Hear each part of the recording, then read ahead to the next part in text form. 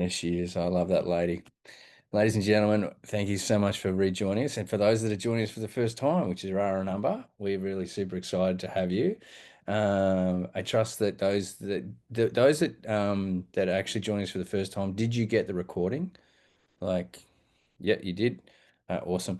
And if you got any questions about any of that, because let's face it, there was a serious intense data dump in that last one. So, when you distill that over a good brew, and when I say brew, like I mean a cup of tea or coffee, like you can go harder if you want. Duncan certainly has. Duncan actually is literally 20 meters in that direction, his own caravan. But anyway, he's joining me for dinner tonight. You can go harder if you want. If you just have a cup of tea and you've got some questions about it, please like flick me an email or whatever. Or even better, what I find is if you're on Messenger, send me a message. And on my morning walk, what I tend to do is people send me messages and I spend time contemplating their message, and then I just turn on the speaker and I let my voice do it because my thumbs and my fingers, it's cold down here and they're bloody arthritic. So my voice tends to do it better. You probably picked up I speak quicker than I do type anyway. But I just want to welcome you all, and as we tend to at the start of one of these, I'll just call us into a moment of silence where we can take a deep in breath, and that in breath we bring ourselves into this moment, this wonderful moment, this delicious moment, this moment which gives it all to us, gives everything that we're willing to receive.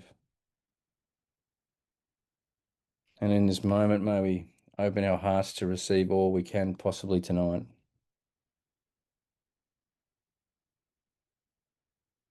May we allow ourselves to feel everything we're meant to feel tonight.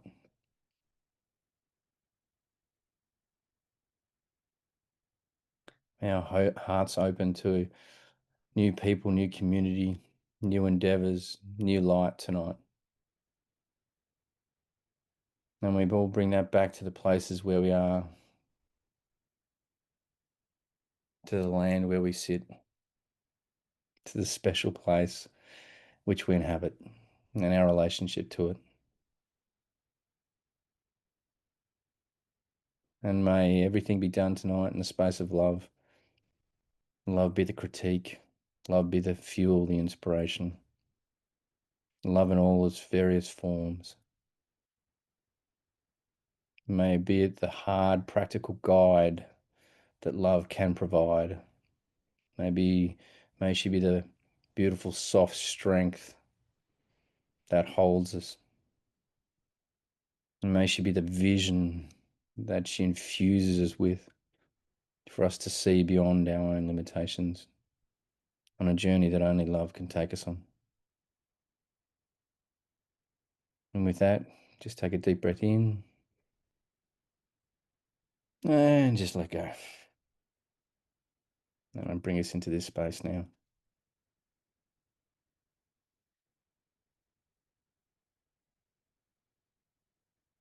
So, may firstly open tonight with a deep, deep thank you for those from all around the place. And Jeepers Creepers, we've got the whole eastern seaboard pretty much taken care of. And this will also be going over the sea as well to Aotearoa in the morning.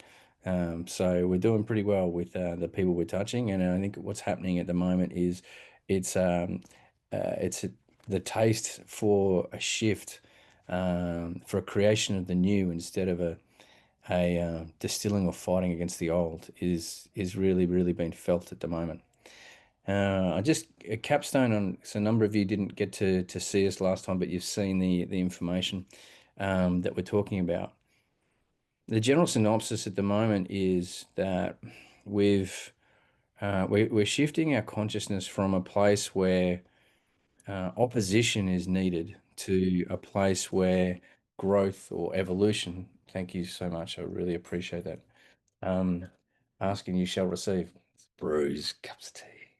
Um, where evolution is becoming a conversation that people are wanting to have. People are becoming tired of the division, the dog eat dog, um, the thirst for metrics which are not filling their inner gizzard, but only, touching the palate. And they're realizing the surface level of so much of this. This week I sat with a gentleman who I've called out many times. I've talked to him if he chooses death. We talked in intimate detail what that mean if he chooses life. I told him I can be here for him, but he's back. He's not in the same place. He's on the cycle of evolution. And I said, there's a difference to you in the disassociation you feel right now, my brother, because you've come back around. And this is what First Nation people would say, you've got a gateway. You're in a doorway because you feel disassociated from the entire world. Like it doesn't mean anything, even including your children or the person who's lying next to you in bed. And the reason is because you are dealing with it from a psychological point of view only. And there's nothing wrong with that. That is just a level of knowledge in which needs to be developed and is the predominant knowledge in which you're gifted. There's a spiritual door which is sitting there, and the First Nation people would say there's no such thing as an adverse mental condition. There is just a spiritual awakening waiting to happen, waiting to happen. It's a really key thing to this. And I said it's there. But the thing is, you got to walk through it, and it's got to be your language. It's not from the priest who does the whole thing. Well, my old man used to just give me half. I don't know about you guys. He'd just give me half and he'd say, if you're a good boy, I'll give you the other half later. And I think that's really, really harsh, holding out on it. So, anyway, that's an aside, bit of a tangent there. I said, you've got to go, if you want to go through this doorway, you've got to do it on your own terms. You're going to come up with a language and an experience which is called gnosis, which is the experiential understanding of your spiritual context. And I can help you with that, but it's a help. That's all I can give you is a help. And to know that, yes, I've been there on my own. I've gone through my own doorway, but that's doorway's mine, man. That's not your doorway. And it's a beautiful thing if you choose. And if you choose to go the other way and you'll meet spirit in a different form, I'll be at your funeral and I will fucking grieve because you are my fucking brother and I will be sad, but I will then live. And it's your choice. Now, in the morning, that man woke a different person, woke a different person because he'd been allowed to be seen. He had not been enabled. He'd not been given answers. He had been shown how to find his own. And this is where I believe we're coming to with community at the moment. We're coming to a realization where governments, they've got a place. Governments serve a purpose. I'm not anti-government. I'm actually anti-nothing because that actually means I fight, which therefore means I invest energy creating that which I actually don't want to create. Go figure. What we put our energy into, we create. So what I'm about though is I'm about creation. And when I understand the absolute essence of creation, then that really brings us alive. Now, when we talk about building that with a body of people that really like together, Duncan and I, when we brainstorm together, we could be literally 4 hours and we haven't moved from seats because we've just been so absorbed in the moment. Am I right, brother? Oh, you're muted. So just, yeah, there you go. Good thumbs up. Excellent. So, and that's because, like, inspiration in spiritus, the etymology of the word inspiration is in spiritus. It comes from source. It's not motivation. Motivation is external to self. Inspiration is internal to self. And that comes when you're developing your own answers.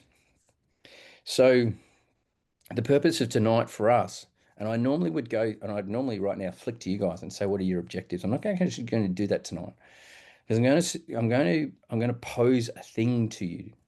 I'm going to pose a possible model, a possible idea, possible skeleton. And then what we're going to do is we're going to get to work. You guys are going to do a bit of work tonight. You guys come and think that you're just going to sit here and listen to someone. No, no, we want you to be part of a group tonight that looks into what the issue is and what the solution is from a different angle. So there'll be a couple of questions, but whatever those questions are, they'll be loose. And then we'll break out into a number of groups and we're going to do a series of ponder as a small group this, come back, share what you got, take that experience, go back into small groups, ponder it a bit more, and bring forth. It's going to be a bounce. We've had 2 or 3 times tonight because at the end of today or tonight, what we want to do is to put some flesh on a concept. And let me share this concept with you. The genesis basically is that over the last 3, 4 years where I've been helping communities, I've noticed a number of common themes. And I talked a lot about that in the last session. I won't go too much into it. But one of the key aspects is this feeling of powerlessness. And if you look at powerlessness, powerlessness only comes when you're disconnected from something. So it's like Duncan and I were discussing this the other day. A lot of people profess that the chief human desire is safety. It's not safety. It's not safety. It's misunderstanding. It's belonging. Like our deepest need is actually belonging. You know that because you just watch a mother where a car is swept away in a flash flood just push her kids out the window to save her and die, saving her kids. Why? Because they mean everything to her. It's the family thing. You watch people put themselves in incredible situations to take pain away from others because of the desire to belong to something bigger than them. So belonging is actually the deepest need, but it actually goes deeper than this because belonging is a psychological understanding. It's actually connection. So belonging is the context psychologically. Connection brings in the emotion, but also so you get then the psychological and the emotional aspect to it. But it goes deeper than that because you must bring in the spiritual aspect to it. And what we actually deeply desire is a connection into something right in here. And I know many of you would understand the context I'm talking about. But if you look at it, how many people stand very, very lonely in a crowd?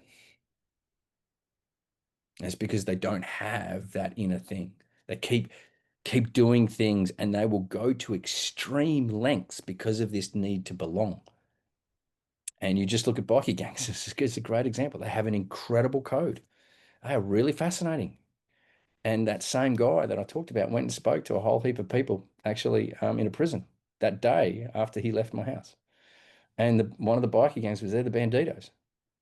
And again, very, very fascinating people. But if there was any person in that jail who had committed a sexual offense on a young person, that person would not be alive at the hand of those people.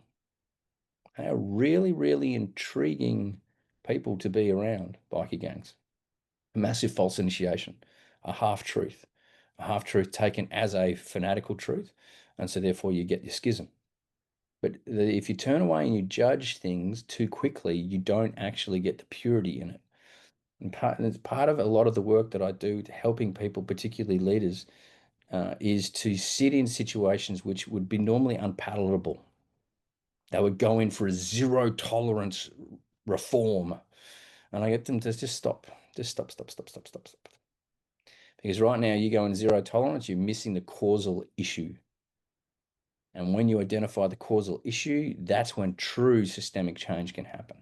So what we want to suggest to you tonight is that possibly imagine community leaders who at the moment, who's seen a community leader that's exhausted right now? Who's seen them? Yep. Yep. Who is a community leader that is exhausted? A couple of you. Yeah, yeah, awesome. So you've seen them and some of you are.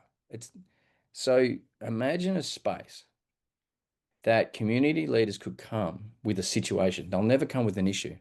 An issue is the question, but behind the question sits a whole paradigm, a whole set of different factors which are individual to that community. So they come with a situation, not a question. And they come to a forum, be that virtual and also in person.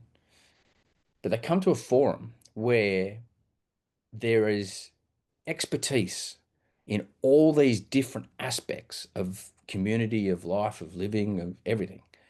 And they pose it to these hubs.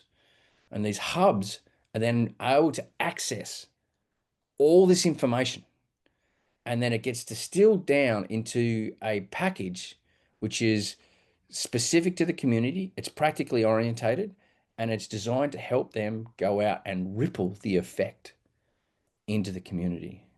Why do this? Be a really good question to ask. Why do this? I probably should have started with that. I believe at the moment, my mission on the planet is to help the slingshot of the evolution of human consciousness.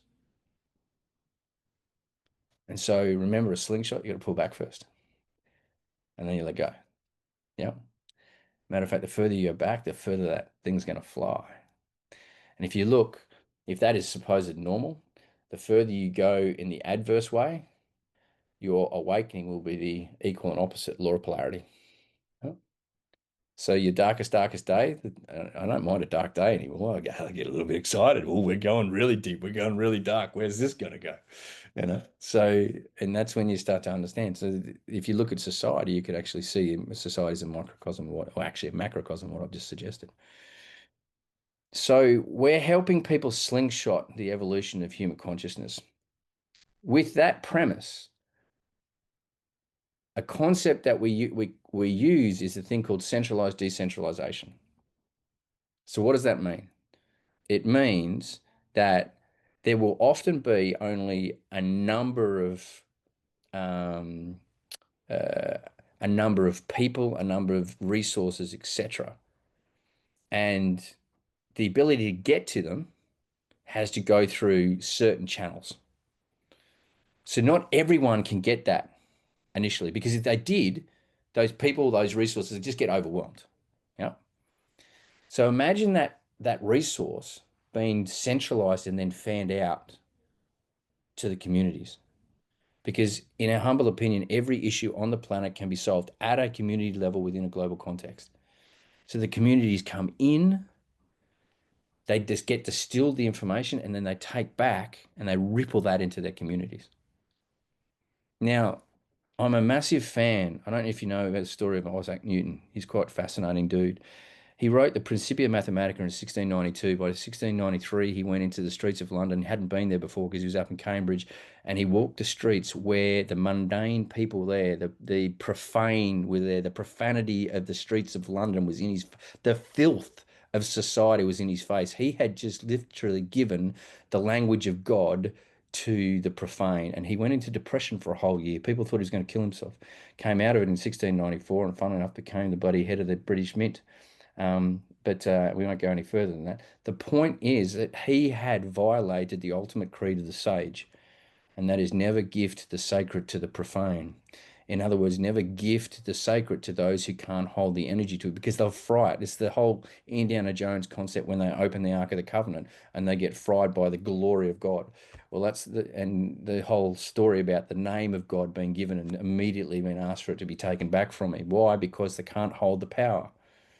And you look at how things have gone awry in society. People have gone, professional sport is the best example of what I'm talking about. They get a shed ton of money really quickly at a young age, and they don't know how to deal with the different energetic environment, including incredible amount of women, money, gambling, drugs, etc. They don't know how to deal with that. And so they do the best they can with what they get, and they just go left field. So they're not initiated appropriately to be able to hold the container of the energy in which they're given. Doesn't mean to say you can't do it, but actually the organization has to want to. And I've actually been to discussions with a number of them before. They're not wanting to shift that. So unfortunately, what happens is the sporting player doesn't benefit from it. Come back to our point though. How do we help communities understand the information they're getting and be able to use it appropriately? Well, firstly, that sanctum has to be held sacred. So what we're talking about in some way, shape, or form is the possibility where Nathan comes to us with an issue from Townsville, and he says, "This is the issue," and so he enters the foyer of this thing, and I use very, very loose terms because I'm just giving you a skeleton, and this can be completely destroyed because I'm a big fan of death. Anyone who knows me, yeah, because we're about what the objective is. We're not about the construct. The construct must serve the objective. So Nathan comes with this issue and he comes into the foyer, and in the foyer he's met and that he and his community are get unpacked to find out the situation in which he's dealing with the paradigms, etc. And they get taught a language.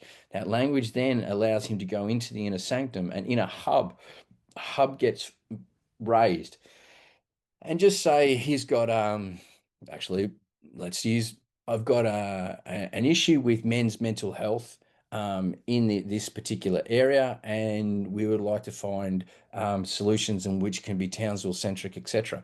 Awesome. We pose that to a hub, a whole heap of stuff gets brought into a forum, discussed, debated, and then gets distilled into something in which is assisted, packaged up, and Nathan's part of this, and any part of Nathan's team are part of this. And so they build then with all this new information and understanding about what their steps are. And they take it back. Now they take it back, but it's got to be a feedback loop because no energy can, it must be given and must be received. And so Nathan has then the expectation of going and actually putting this into action and then bringing back the feedback, etc., from his experiences, the learned experience, etc., etc., and that comes back into that hub as well, because then the hub becomes living, it becomes organically growing, and it learns. It's self-learning. Yeah, a bit like AI. So, and that then happen. And what does that do? That means that Tone Mason then comes in from Horsham, and Di and Tone go, right, we've got this issue with mental health. And so they go into the foyer, they get unpackaged, I call it being undressed because then you get taught the actual language, etc. And you get taught about the situation that you find yourself, and you get equipped as well as leaders because if you're going to go into, especially if you're going to a mental health space, Jeepers Creepers, if you're not like if you haven't dealt with a lot of your own issues, it's going to be smashed inside your face. Anyone else in? Actually, Nathan's just nodding, yes, yes, yes. So it'd be come back at you tenfold. So they're going in the foyer and then get bought into this hub. Now this hub it's growing and it's organically being fed. And they then get it distilled, but it can't be the same solution as Townsville because Townsville's a different community to the ocean. Different touch points, different factors. But anyone who looks into complexity long enough will see the simplicity come forth. Yeah? Humans complicate things. Nature is complex, but through nature comes patterns. And so the hub is able to distill the patterns and then hand this to Horsham for them again to go back out. And they do it. And then they come back and provide this information and it feeds back in. And all of a sudden, you get 10 communities that are at this moment in time out there doing this thing. Imagine what's happening to that hub. And that's but one hub. Then imagine energy. In the last 3 years of running around the countryside and going into some very intriguing places, not quite as intriguing as the places I got into in Iraq, but I think that the training in the Iraqi deserts, they probably set me up for something to go into the Mullumbimby bushes. I think I'll just leave that Mullumbimby bushes comment right behind. Okay. So I met these really intriguing people. And the fascinating thing is, if you want to know quantum physics 101, take the Torah, the first five books of the Bible in Aramaic, translate them directly into numerology, and there you have quantum physics 101. And not only that, when I was showing him a hydrogen booster that I'd actually built for my own car, which had dropped my fuel economy down by 3 liters per 100 kilometers, he's gone, your man's talking to your woman. I said, dude, look, I know masculine and feminine energies. Can you just speak? He says, no, your masculine can't see your feminine. I said, dude, you and me, we're looking at this. They're not looking at the same thing. I'm looking at two cylinders. They're stainless steel. He says, yeah, your anode's the masculine, your cathode. Anode's the masculine, cathode's the masculine, anode's the feminine. They can't actually be at the same level, mate. They can't see each other. They've got to be a couple of mils. Why didn't you just tell me that? He says, well, then you don't get it, do you? And that's this literally, where did he get all his information from? The first five books of the Bible. Fascinating. But these people build stuff. Literally pyrolysis machines, which he actually got a link up in Townsville too, up in Cairns as well, where they take plastics and five plastics, you have five plastics, three of them can actually be converted through pyrolysis into fuel, very, very close to diesel. And the other two actually can't get converted into fuel, but they can into building products. And not only that, pyrolysis is possibly your solution to uranium as well, where it can actually knock half-life and make it inert. It's really fascinating. Why is it all this? And I was actually part of a group that was looking to bring thorium, which is a nuclear fuel substitute, which is far better than uranium and plutonium, but it can't be weaponized into Australia. And so the what I tend to do is meet all these different people and then see needs and start connecting people. Yeah. So imagine a hub where all of us, like it's just me. Like, you know, Tom, how many people do you know? Matt, how many people do you know? Sherry, Reed, Nathan, like, and Duncan. I haven't even spoke about Duncan. Like, there's all of us know so many people. And if approached properly and their information is valued, will generally want to be involved in some way, shape, or form. If the energy is held sacred, if it's valued. You know? So that's a bit of a download. Let me just simplify all that. A online slash in-person forum where people bring situations, community situations that get unpacked as leaders and supported, presented to hubs within a sanctum where information is brought in from a whole heap of diverse, extraordinary people. Now you're starting to pick up while I'm saying bring the extraordinary to the ordinary to make the ordinary extraordinary. So all these extraordinary people funnel into these places, distilled to a community package, what's called a ripple kit. And then they go out to the community, and that community then flows back in with information. And all of a sudden, the extraordinary is in the ordinary and becomes the ordinary out in communities. So, what I will do is open to questions for a couple of minutes in what I've just any questions in what I've just said before I flick it with some questions to you guys.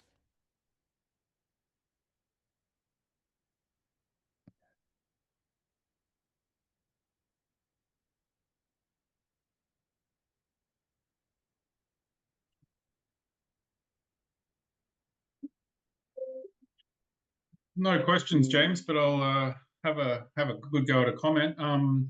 I've pretty much everything you said resonates really deeply, and I've seen it all. And just to we've started there's a group of us here that have started this concept and the same theory and thought process. So there's already a hub of us. I don't know, about 11 of us that are kind of thinking in this way and working out how we're going to do this. So, and I've been waiting. It's been a number of years. I've had visions of this occurring, and you were the guy that was going to do it. And I was. It's all been seen, been written, and kind of happened. It's quite extraordinary and amazing. So, thank you. Love you, my brother. Nathan's heart is so very large. There you go. I used appropriate vernacular. Um, he helped. I had not met Nathan, and through a friend, um, she told Nathan, "Listen, I want this guy to come to Townsville. Would you help us? It'll be a workshop, but he needs a car. He needs this, that, now." Nathan, I didn't know this guy. He gave me a car to drive around Townsville for crying out loud, and he helped organize this whole thing with this lady, beautiful lady called Andrea. So there's just an example of a community-minded, massive-hearted individual who is just so willing to give. And the good point, the beauty about it is our relationship has been maintained. He's gone on and he's done incredible things, helping us with the Young Warrior Project, walking the Larapinta Trail, and raise money for other people as well, but us. Um, but one thing I noticed, I acknowledge Nathan. I'm actually going to acknowledge myself in a weird way as well, because without me being pure of intent, I would not have been able to hold this relationship. And I just want to acknowledge that I've been able to get myself to a place where Nathan knows that I'm not trying to take anything from him. I'm actually giving. And it's one of the most fundamentally sacred things that I hold in my relationships. And I just want to acknowledge that and the fact that I was able to attract you into my life and you're able to attract me. So, and it actually is one of the underlying philosophies that I have about this vision. is that it's the sacred connection that we actually have where people are valued for their being, not their doing. Yeah. And it's really, really quite pivotal. Thanks so much for sharing, brother. Someone else, Beautiful. any Thank questions or you. points?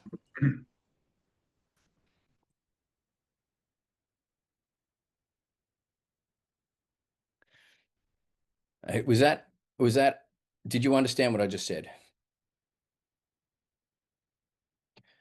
Who was slightly overwhelmed, but I just put to the group. Thank you. Awesome. Really appreciate that. Yeah.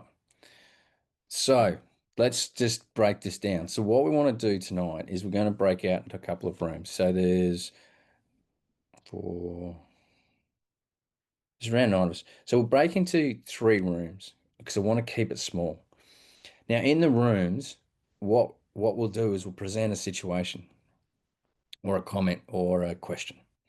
And we're going to get you to, as a group, express your take on what that situation, question, or thing is, and then come up with a group consensus, and then bring the group consensus back to the main discussion. And that main discussion will take your like the 3 group consensus, those 3 points, and we will work on that, and then we'll break it down, and we'll go back out to the breakout rooms.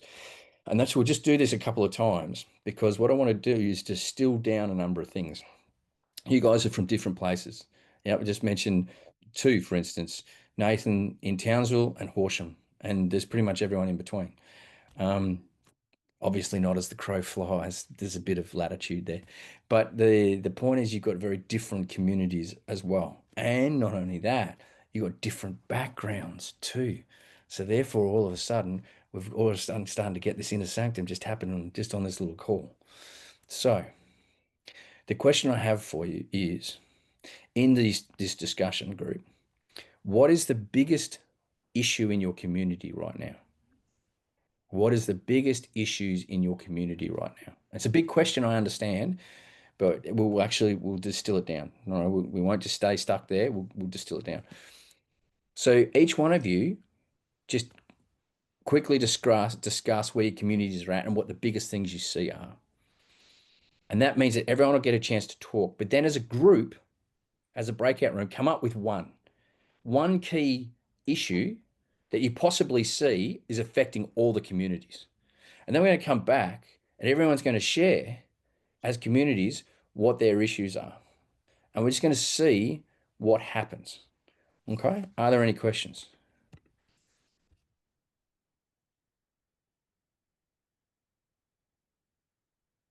Nope. Awesome. Righto. You're going to have to, with your breakout rooms, you're going to get a request to join. And that should come up now. And so you just have to press on it and then disappear. And I'll see you back in 10 minutes. You got 10 minutes.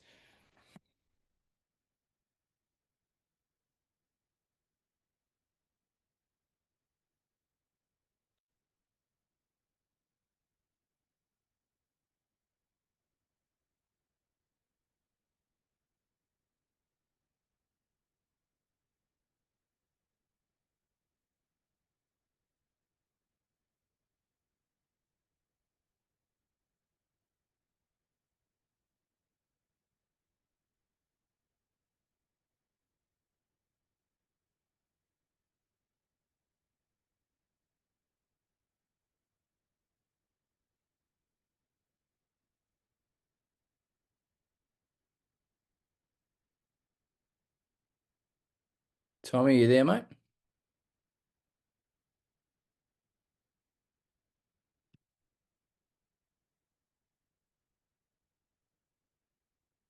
Not happening this time. Don't forget. I even put a sticky note there. I'm supposed to be watching that too. Yeah, I know. You did. There's your job. There you go. Mind you, the man does cook an incredible mixed grill. We'll put that down for him. Righto. So, what did we find? What are the issues that came out of your breaking group about communities that are facing? I'm happy to go first. Sherry and I spoke about just our communities being trauma bombed. just all the fear from wars, whether it's, just happening up the road, what's happened up the road is being delivered on, the news, what's happening over in Israel, whether it be trauma bombed through media, individually, emotionally, incomprehension. Mm. I was trying to look for a different word than emotionally illiterate. Don't know or understand their own emotions and thoughts. People being vibrational antennas, so not even knowing if it's even their own emotion.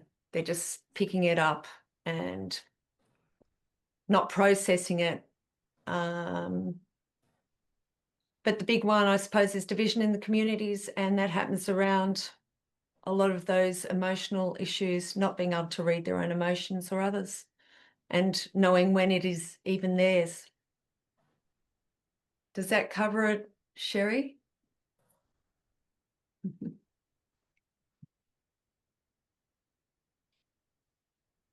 Awesome. What a great summation. Thank you very much. As leaders, I'll just speak to that in a moment, for a moment. We've got to really understand trauma bonding. It's a real issue, because when you're trying to shift a consciousness, if you go straight at the trauma, you got Buckley's.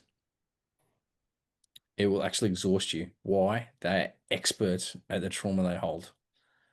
Yep. So it's about, and this is where Buckminster Fuller's work from last century is really quite pivotal in understanding a lot of this. When you create a viable alternative, a viable, practical, relatable alternative, must be viable, must be relatable, and it must be practical, easy to follow, simple. They will then get a sniff, and that sniff will then shift. The impetus must come from them. Anyone who's done my leadership course, this is the island and creating the void concept. Yeah. When leaders create the void, they don't fill it. By creating the void, the shift occurs. Yeah. And it's a distinctly different way of approaching leadership, but it's one in which, firstly, you will not get worn out. Secondly, it will create the harmonic longevity shift. Notice I don't say sustainable shift, because go back to your point about breakout rooms. That's what sustainability is. Yeah, I'm just keeping myself above water. Nature does not sustain itself. Nature is in harmony. Right? So it's a really critical thing. And leaders seed a new vocabulary, a new lexicon. And one of the things that we've introduced in the last couple of weeks is moving away from mental health and calling it vitality. Because if you actually call it vitality, you are actually so much more accurate. Mental health is an extremely inaccurate label. And not only that, it is a 2-word label which has a lot of stuff being dumped upon it. Yeah. By the way, if you go down the vitality line, initially you're going to struggle to receive funding if you go down the typical line of attempting to get funding, because people won't understand what you're talking about. So with a new language comes a new educational process. And part of that educational process is helping people purify their wounds, which is what the trauma bonding is all about. Leaders create the void, and that allows us to maintain our own integrity. Remember what I said last week about the difference between empaths and sympaths. A leader is an empath, not a sympath. Otherwise, what happens is you get all that energetic toxicity on you, and good luck. Like, good luck. Your health will go through the floor, and you're no good to anyone. Then no good to anyone. That is such a beautiful summation. Thanks for all that work you did in that breakout group. Next group, please. I will go. Oi. We were talking about what the wind farms and the mines and that were doing to the community here, well, in Horsham. What Di was letting us know, and it was creating, I suppose, divide in our community, like putting families against each other in a way. Is that right, Di? and it creates like powerlessness and people with no purpose, detachment, and we needed to find a new way, to get through this. And talking about maybe trying to control what you can control, and find a new way forward, not worry about what all these other big companies that are doing, because we don't have control over that. Your thoughts, words, and deeds comes back to that. So yeah, that was about. And then you shut us out. So Yeah.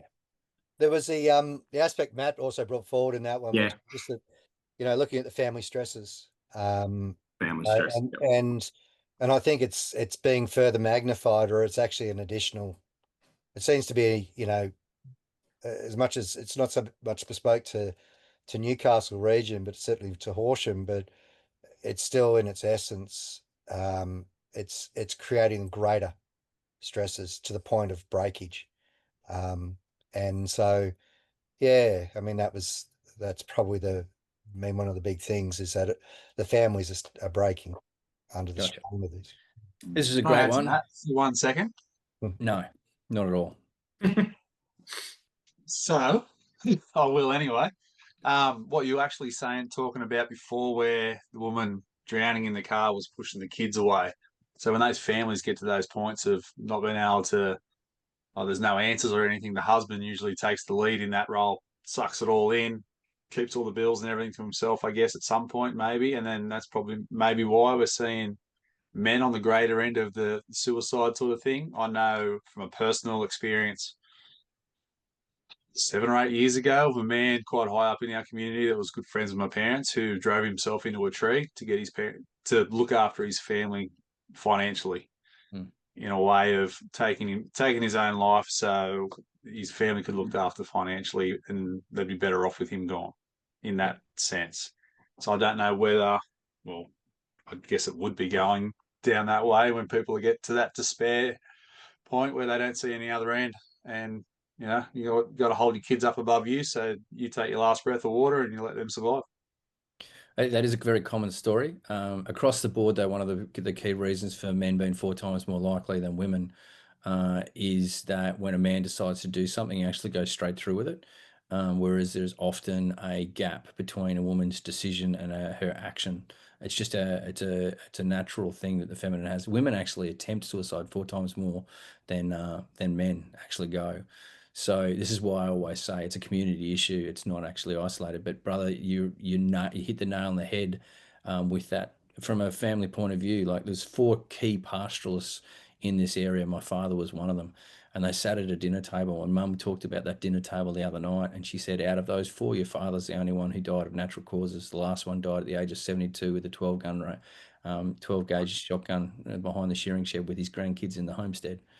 So, it's a really, really powerful thing. It's very, very key. So let's just, I want to come back to this particular issue, but I'll hear from the next group first. But this is a really, because I want to break this down and take you on a bit of a journey with it. So who is the next group, please? Thanks for that. That was really great distillation, guys. I guess we were looking at the different generations and the different things that affect each generation within the whole of community. I gave an example of a couple of years back when there was an election coming up, and there was 3 generations of us living in the house, and what my son was concerned about, what I was concerned about, and what my mother was concerned about were all different things. And it was almost like if we, like if I yell more, I'll get my point across and everyone will agree with me. But then my son would yell, and my son was stirring up my mother, to be honest. And he's really getting, and the pair of them, and the next morning Mum's like, oh my God, she said, I really think I upset Daniel last night. And I went, no, you didn't. I said, he's just pulling your chain. But you could actually, it was the first time I've actually seen 3 different issues that affected 3 different generations that was important to each of us. But, and that virtually is indicative of community. There's always something in the community that, and it will affect each person differently, and male, female, children. There's always going to be something different. But then how you've got to kind of bring it together, which again, we talk about the village, you know, when you have the village, the elders, you know, may sit back and just listen and then maybe guide, or, you know, how about we do this? And, you know, I mean, getting children to listen, that's a different thing. Because they always know better. And, you know, it's a hard one. No.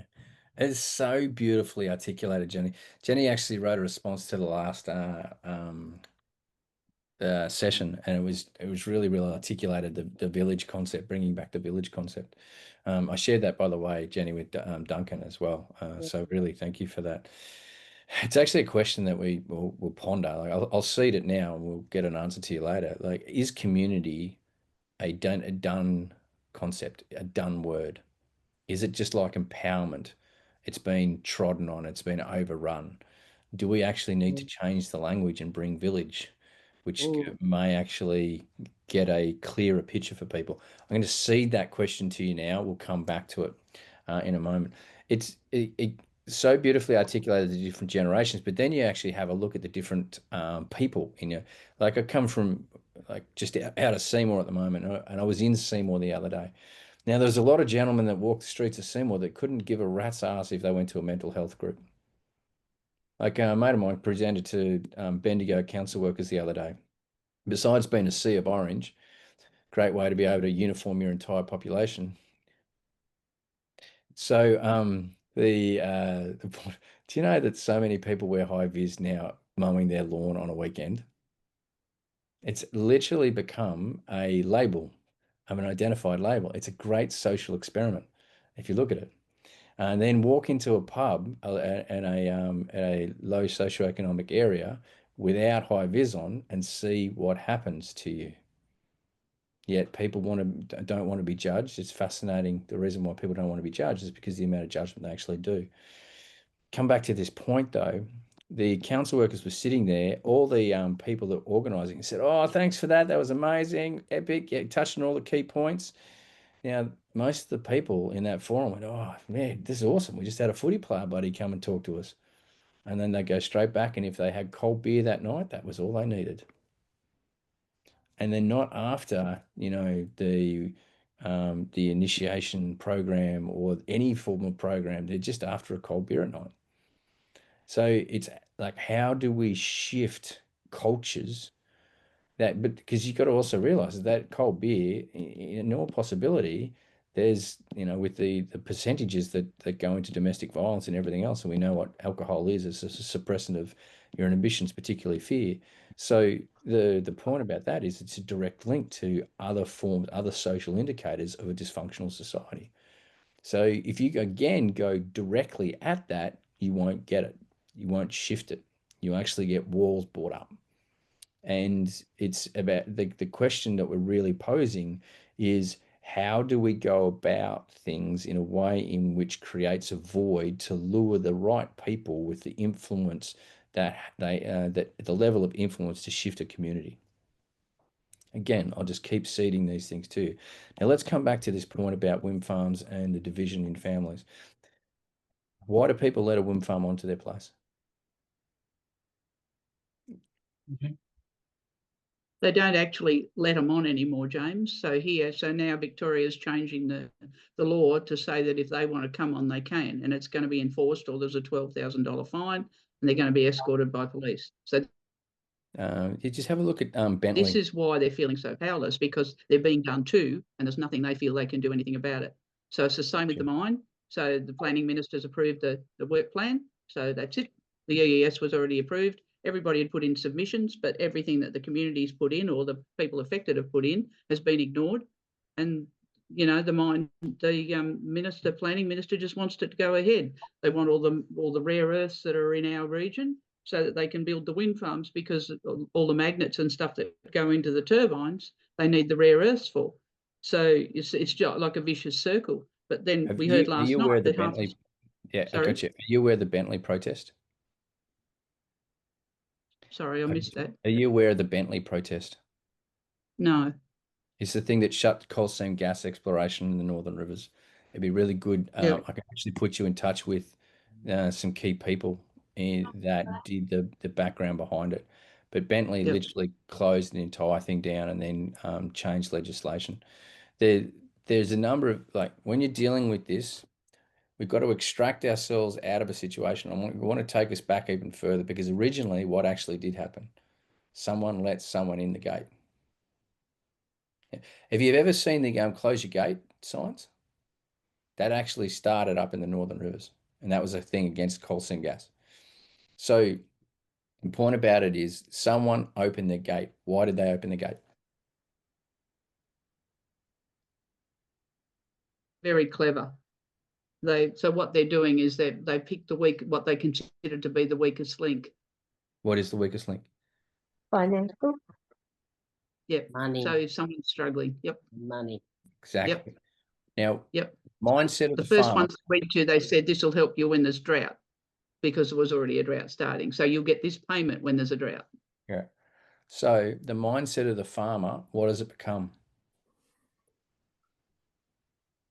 Well, it's Happening. like survival, isn't it? It's like, if I'm going to survive this drought, this next drought, and I've survived, I'll never survive this next drought unless I take up this offer. Yeah. So, and that also you look at their mindset, their paradigm around the farm. Yeah, they lose a connection to the land. They've lost their connection to the land. The actual business has become so ingrained in them, it becomes about money. And the money at the moment is not there. The banks are pressuring them. They're so far in the black that they don't want to come out. Not only that, if they put their head above water, then what happens with the taxation department? They'll come and get it. So there's an incredible amount of farmers currently that are of the mindset that they want to stay in, not the black, the red, sorry. They want to stay in debt, and they do it, and they structure it so that they're just constantly in debt. This is a whole paradigm. So yes, you're dead right, Di. These vulnerabilities have been preyed upon. However, the vulnerability is caused in the first place by by a symptom, not the cause. By a symptom, not the cause. And if you witness the farms which are turning around, because they're facing the same climactic conditions, they're facing it's all the same stuff. Why are they turning around? It's the mindset and their willingness to step out of the generational succession knowledge, which has often caused, yes, issues within the family. I've been asked to be involved in a number of generational succession things, and I generally stay well away from it unless the family itself is willing to go through a whole evolutionary process. That's the way. The only reason why I do that is because the family wants to evolve. I don't look at it as generational succession. I look at it as family evolution. So very, very key distinct difference. But the point here is this is just one example. And that example is where people have become disconnected and then fixated upon money. And go back to what Matt's point is, and that is a very, very common story that you told. Just a very, very simple story, but it's a very, very common story. And then the wind farm comes. But the thing is, it won't just be wind farms. It will be the next. It's not just It'll be the wind farms. next thing. It's everything at the minute. Exactly. So they're actually they're forming this bigger family, because what's happened now is there's about 70 or 80 groups across the state that have all formed groups in their local area to fight whatever it is there, like solar, wind, transmission lines, rare earth mines or other mining and whatnot. So they've got all these things happening all over the state. They've all formed their own groups, and now what's happened is the Across Victoria Alliance has formed with members of representatives from all those groups on. So you watch Melbourne on the 30th of July when there's a huge rally. Yeah. I don't think they're going to know what's hit them. True. I've never ever seen so many people driving to this one thing now, because, it's interesting. It's in my lifetime, I've never seen anything like it. So I'm going back to this point. what we put energy in, we actually stimulate and fuel. What we fight, we create. We fuel energy too. And this is a really, really hard thing. And if you don't get it tonight, I don't mind. But the only way forward, and the reason why I'll say this is because those protests will be seeded. I know how this works. There will be people that are put in the ranks. They'll be seated. They'll actually ignite stuff, and you're going to see a whole outbreak. You will see then move. Queensland Police at the moment have an exit rate which is phenomenal. It's been swept under the carpet, as do all the policing. Yes, this will then open it up to, firstly, international police coming in under a UN mandate or some other thing. By the way, that is beyond national law. Or it can then go to the robotics, which is the way we're actually tending to go. Now, I am completely aware of all this, completely aware of this. I do not put any energy into it. I do not put any energy into it. And the reason is because when you go into these environments, the thing about Bentley, if you wanted to protest at Bentley, which was against the coal seam gas, there were two tents. The first was the admin tent that you signed your name and you got a general code of conduct brief for the actual protest. This protest is, if you are going to protest here, you must abide by all these. We are peaceful, we are community orientated, and they stipulate, if you do not like that, please, you're not part of this. They swelled to over 3,000 people on a farm centered around a gate that actually had a bloody telegraph pole drilled into the gate and 24/7 people on top of the telegraph pole. The second tent was the operations tent that you must go to because you would then get explained where the whole operation towards getting shift, within the governmental realm and then the state government was actually happening. Now, there was a bunch of people that bought a Tony Abbott photo, those faces that they had, those paper things of Tony Abbott, they were trying to bag him out. They bought 3,000 there and they said, what a great photo. We'll just stand up on the hill and we'll get. And someone said, hold on a minute. I'm actually not here to protest against Tony Abbott. I'm here to protest. And I signed it up in that tent. I'm here to protest against, the coal seam gas, and Metgasco was the company. Everyone turned around and said, yeah, thank you. You keep those things. And they stayed true to it. Now, the key thing that I'm suggesting is when you're fighting, emotions get big and they make you volatile and they put you out of balance. What you resist persists. Exactly right, Nathan. So, and what you're resisting because of a wound. Now, I'm not saying people don't stand up, because if anyone remembers the presentation I gave last week, I put fight as a wound, but then there was a reflection of fight, and that is standing up. Now, one stands up, one doesn't do it in fight. One does it like Mahatma Gandhi did against the salt tax in the 40s against the British Empire. Yeah. So, and that brought down an entire empire. So it is very, very doable, but it must be done in an emotionally literate, balanced, reasoned way. If it's not, it will literally become the next Me Too movement, which starts out with a beautiful heart to it, but then gets polluted. And it will be polluted by some other emotionally charged, divisive issue. And it's just my recommendation to things. Take it or leave it, don't mind. But this is, if we don't see this, we're just going to keep looping instead of spiraling. A spiraling is evolution. A loop is just suffering.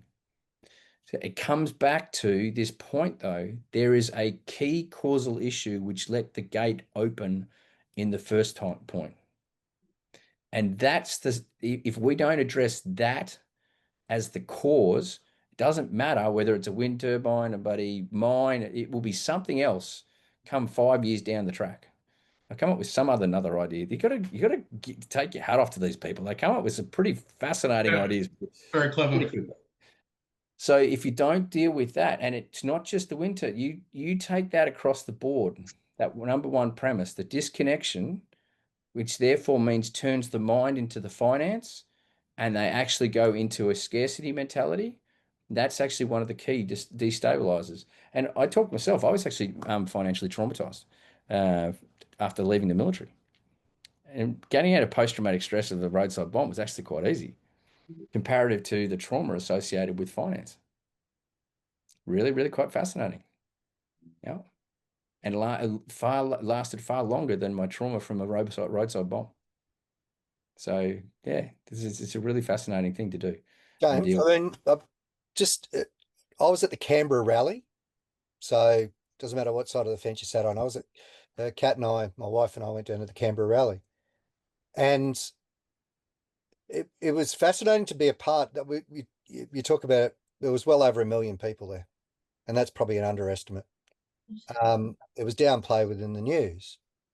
But what was fascinating is that I actually sat amongst the energy of that, and I went, they're operating from the same thing of the people that were supporting it, which is fear. And so the question I had for myself, what is my immune system like towards fear?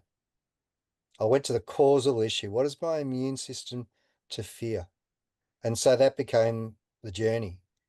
And I think this is the issue is that we have of a lot of these things is that we want to fight to create a change. But don't forget, they voted these people in. Mm. But it's only took a third to vote these people in. 33% was the majority, or whatever it is, to vote them in. So the vast majority didn't vote. But that's a mute point. The point is that when you actually sit in the energy of that, and I sat in the energy of it, and I had the HARP system, burning people that I knew, and we had all this stuff going on. And I just went, my gut feeling was, leave. Get out of there. That's not where you need to be. You're in fear. You're in the energy of fear. And I moved away. As I got to understand a little bit more, that was just that was a beautiful battery system to energize a whole movement. It made no difference. Zero difference. Over 1 million people walking in Canberra made zero difference to what was going on.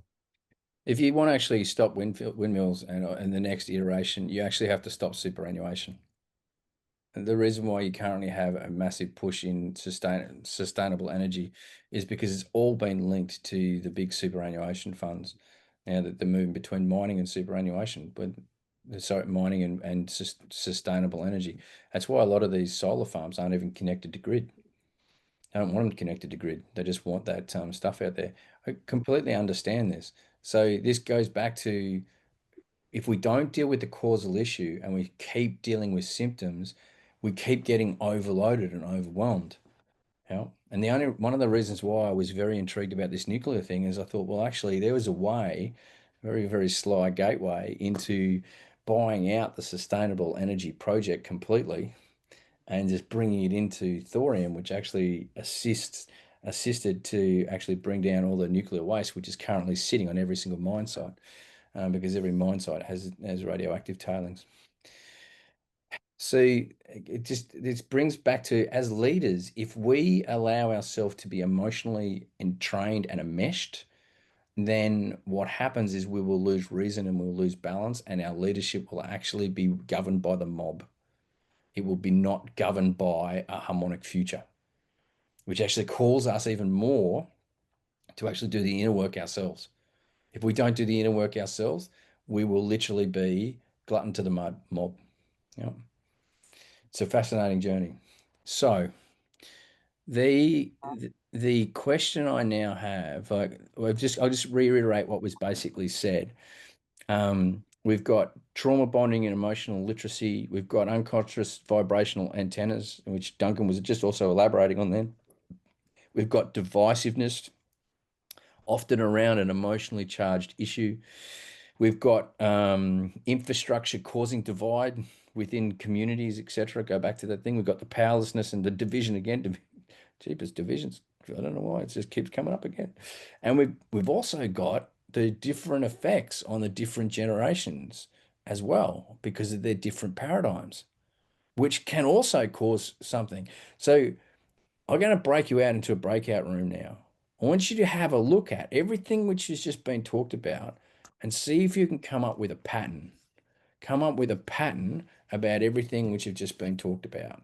So let's now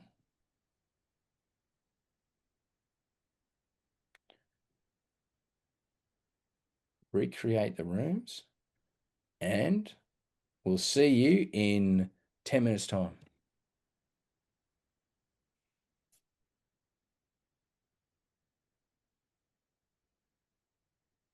Yeah. That's called doing a runner, I did a runner. Duncan. Sounded like Russell Coit, James. Oh dear. Righto. That's awesome. How we go? I want to jump in. I think we're talking about something in our group. Jenny and I and Di and I and the last statement, you know, which is distilled down, there's an impetus to form communities. Is a pattern that's actually arising with everything that's going on. Yeah, but to that point, which is because it's coming from a wound, the expression is distorted. But the impetus is there, which is quite exciting.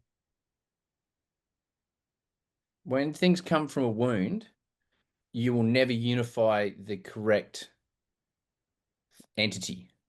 You will unify according to the wound, which is why the longevity doesn't hold.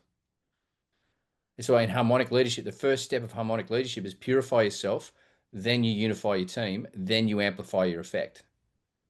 Because if you don't purify yourself, then you'll unify an interesting team, which will cause a different effect, if that makes sense. Absolutely. Awesome. From wound. Epic. Now, with that notion, Di, Jenny, who are you guys? Is Duncan the actual spokesman, or one of you two far more articulate ladies? True.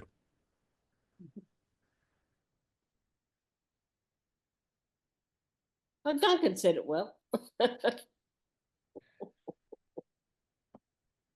Nice. There you go. Anything you'd like to add? I mean, we could have see, gone sorry, on Janine. and on and on. He actually wanted to jump out and say to me, "That wasn't 10 bloody minutes." Was. That's what we said. Look what happens when you're like chewing the fat over something which is really interesting to you. Everyone, it's great. Awesome. Next group.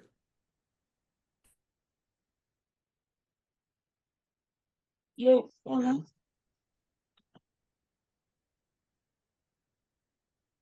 Are you ready? I'm holding on, brother. That wasn't 10 minutes though, was it? Okay, it was 8.5. But anyway. So I think Tone and I have just formed a new friendship. Oh. So ours was pretty. We got down to some simple things. I think we tried to keep it simple.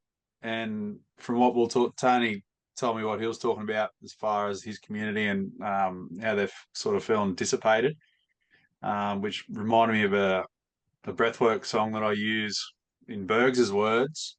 It was what's the three things that people need to live and survive well? And that was food, shelter, and companionship. And if you have those three things in life, then you tread lightly on the world, and you have more time to give back to people. And then we found out that food and shelter and companionship are the things that people feel they're being targeted, and they're the ones that they're struggling with. 5 years ago, companionship and connection was broken. And then food and shelter, prices, people losing their homes, targeted areas and things like that. So those three core things that we need to tread lightly through the world are the things that people feel they're getting targeted with. It's really quite fascinating. Do you know that the Spanish Inquisition was one of the reasons why European exploration occurred in and around the 15th century? Because they clamped down on all the black markets and the underground trade. And so what did that do to the traders? They're always going to trade. They just had to find different markets. And then obviously Magellan came along and we established this idea of longitude, which then gave the ability for more understood long sea travel. And we started to have trade routes established, which have always been there, but it actually forced them. So the Spanish Inquisition, in their divine guidance to bring in more control, actually caused novelty This is what control does. Control causes novelty. Always happens. Just in the moment, it's really hard to see. So just as harmonic leaders, that's something to keep in the back of our mind. We are not only paradigm disruptors, we are novelty generators. Thanks for sharing that. And you understand why I love that guy, Matt. He's a pretty cool dude. So he gives good hugs too. And his wife makes awesome slice. Sorry, I could just keep going on. I won't. I'll stop. But Good. We're next on. group. Next group. Quickly. I took notes. Patterns. The patterns we saw, well, division was really the obvious one. Disconnection and disaster, bringing together people in chaotic situations. Mistrust from the powers that be, and those that have control over, I suppose, the things we'd like to have control over. I didn't get to put my little bit in before I was teleported back. And I was thinking the disempowerment and the victim falling into that victim mentality. Was there anything else, guys? Or did I cover it all? I think that sums up the patterns that was in what we saw in those questions, or the. Thanks, Yeah. Nathan. Thank you. You guys obviously had the intellectual powerhouse in your group, didn't you? Remember, a victim mentality will always be around powerlessness, because the underlying core wound of both trauma and depression is powerlessness. So any adverse mental condition, the underlying core wound is powerlessness, which is why I kid you not, 10 years ago, I started a little campaign to shift the word from mental health to personal leadership. Obviously, I've been exceedingly successful in that. But the thing about it is I got immediate kickback. This was the first time I actually received some, well, less than harmonious responses on social media, to which Kirsty runs in and says, you're a, what do you call it? You're an influencer now. And I said, what the hell is that? Remembering this is 10 years ago. And she's gone, it means that someone is bagging you out who doesn't even know you. And I've gone, oh, so that's the actual definition of influence, is it? I said, well, when you say bagging out, they called you a bearded shaman. And I said, that's not bagging me out. That's actually really cool. I think I'll use that term. So anyway, that's an aside. And the point was that they were reacting in someone just lost it. So when a person reacts in wound, they again cause more division. Comes back to this point about emotional literacy, understanding the wound, and going from there. So it's a really interesting thing. Forming communities, again, from wound, food, shelter, and companionship, slightly disrupted over the last 5 years. Division, disconnection, bonding from the trauma, from the disasters, mistrust of authority, which I was surmising what you just said then, Ree.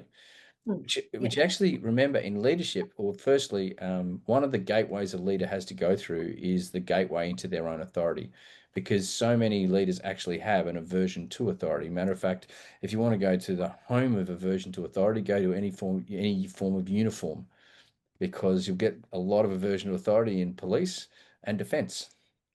And then the higher you go up in a lot of the institutions, you'll get it as well.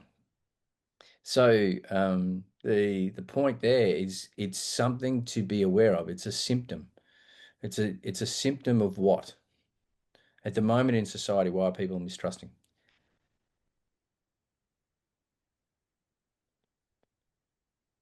Distrusting, not mistrusting.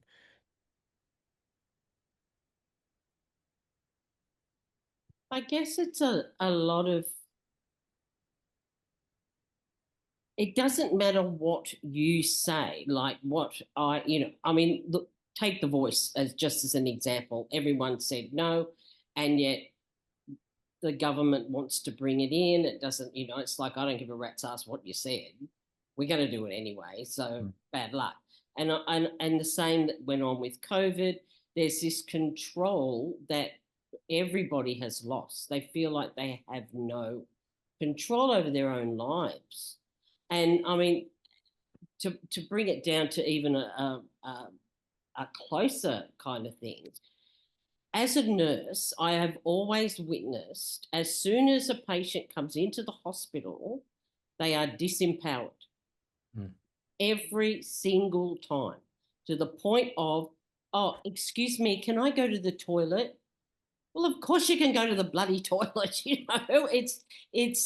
It's a really interesting phenomena that I've been watching for years and years and years, that people just feel like, oh, can I get out of bed? Oh, can I go and sit by the window? They feel like they've got to ask permission. And I guess because with the last few years, everyone did have to ask permission to do anything, and that is just, we've seen it in health. It has turned people upside down, and it still affects people. Totally. It's been shocking. Oh, totally. And you also then decrease the healing capacity of the body because of the psychosomatic relationship. We know this. It's fascinating. When I was doing the Young Warrior, they get really scared to go home. Oh, I don't want to go. Oh, am I ready to go home? Can I go home? And you go, of course you can go home. On the Young Warrior, kids would come up to me and go, can I go to the toilet? And I said, how old are you? And they'd say, oh, 12. I said, so in 12 years, you haven't yet learned how to go to the toilet. And they're like, going, what? I said, well, you just asked if I can go to the toilet. I don't know if you can go to the toilet. Can you? Like, do you know how to do it? And they're like, going, you're weird, man. I said, mate, listen, I don't control your bladder, and I don't want to. I really appreciate you trying to be respectful and letting me know what you're going to do. But you don't ask the question, can I?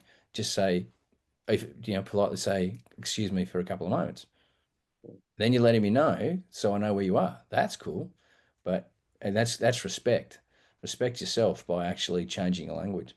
It's a really powerful one. Nathan, hand held high.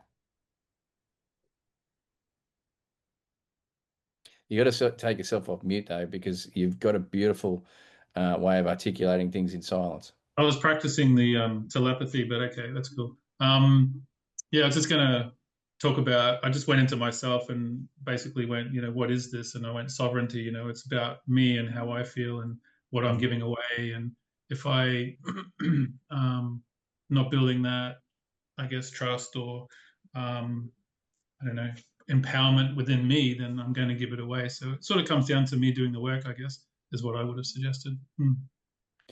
It's beautiful articulation. I went to a group in Byron. What's going on? I think they were called about 300 people, and yes, it does start in schools.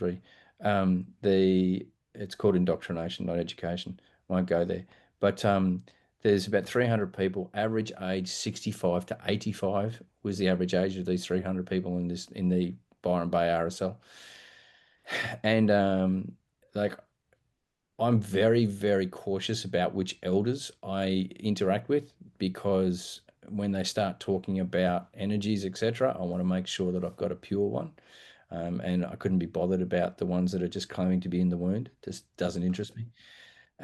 Anyway, this guy stood up and he spoke, and oh my God, Father, I had like shivers. And he did it in his own really crass way. But in 5 minutes, he basically told this group, you all come here, you all want charging after sovereignty. The sovereignty starts in your own heart. Start doing the fucking work. Just almost got down and started paying homage to this guy. It's a really, really powerful statement. And he was not coming. And the auntie, on the other hand, complete wound, like just laced with wound. And she got cheers and everything. And this guy then stood up in the face of the auntie, and he noticed, like, complete honor to the auntie, just a different conversation. And interestingly enough, he got cheered because he's a First Nation person. Realistically, I don't think too many of them understood what he was actually saying. It's really, really powerful what you said. There's a guy called Tom Barnett, and Duncan just shared another podcast with me. Tom's actually from the Mullumbimby, Byron Bay area. He's made huge consciousness shifts lately, and one of the things, he does a lot of natural law, common law, and understanding, especially through the last 5 years, how to actually deal with the situation from a lawful perspective. And so he deals in what's called natural law. But his point about sovereignty is the natural law starts with you. What offers have you agreed to, be that consciously or unconsciously, and have a look completely in your life? Because if you go charging off and you want to take your car out of registration, put it in self-registration, you want to do all this, that, and the other, you will be bent over the bonnet and you will be bloody hog-tied because you are rebelling, and that police officer is doing what he believes he needs to. So, and Tom speaks from a very, very deep perspective now, one of being the rebel, and he's now really, I feel, shifting into what I would call the disruptor. Remember, the rebel is the immature archetype of the disruptor. And that goes again to the maturity that a leader requires, especially in this space. It also, it talks, when you start to understand the key issues, that means that we can start really figuring out. Thanks, Duncan's just shared in the chat a link to that podcast if you're interested. It goes for about 3 hours long. If you know how to speed things up, listen to it on about 1.5 because he's with an American, and so it's very long if you don't. So we've just had a look at some of the key core issues that are going on. So we're going to break out again. This time we're going to do it for 5 minutes. I'm really condensing it now because the answer to you is, in your community, what is one simple step you can actually do to resolve that key issue? What is one simple step in your community you can do to resolve that key issue? I'll let you break out now. Recreate. Over to you.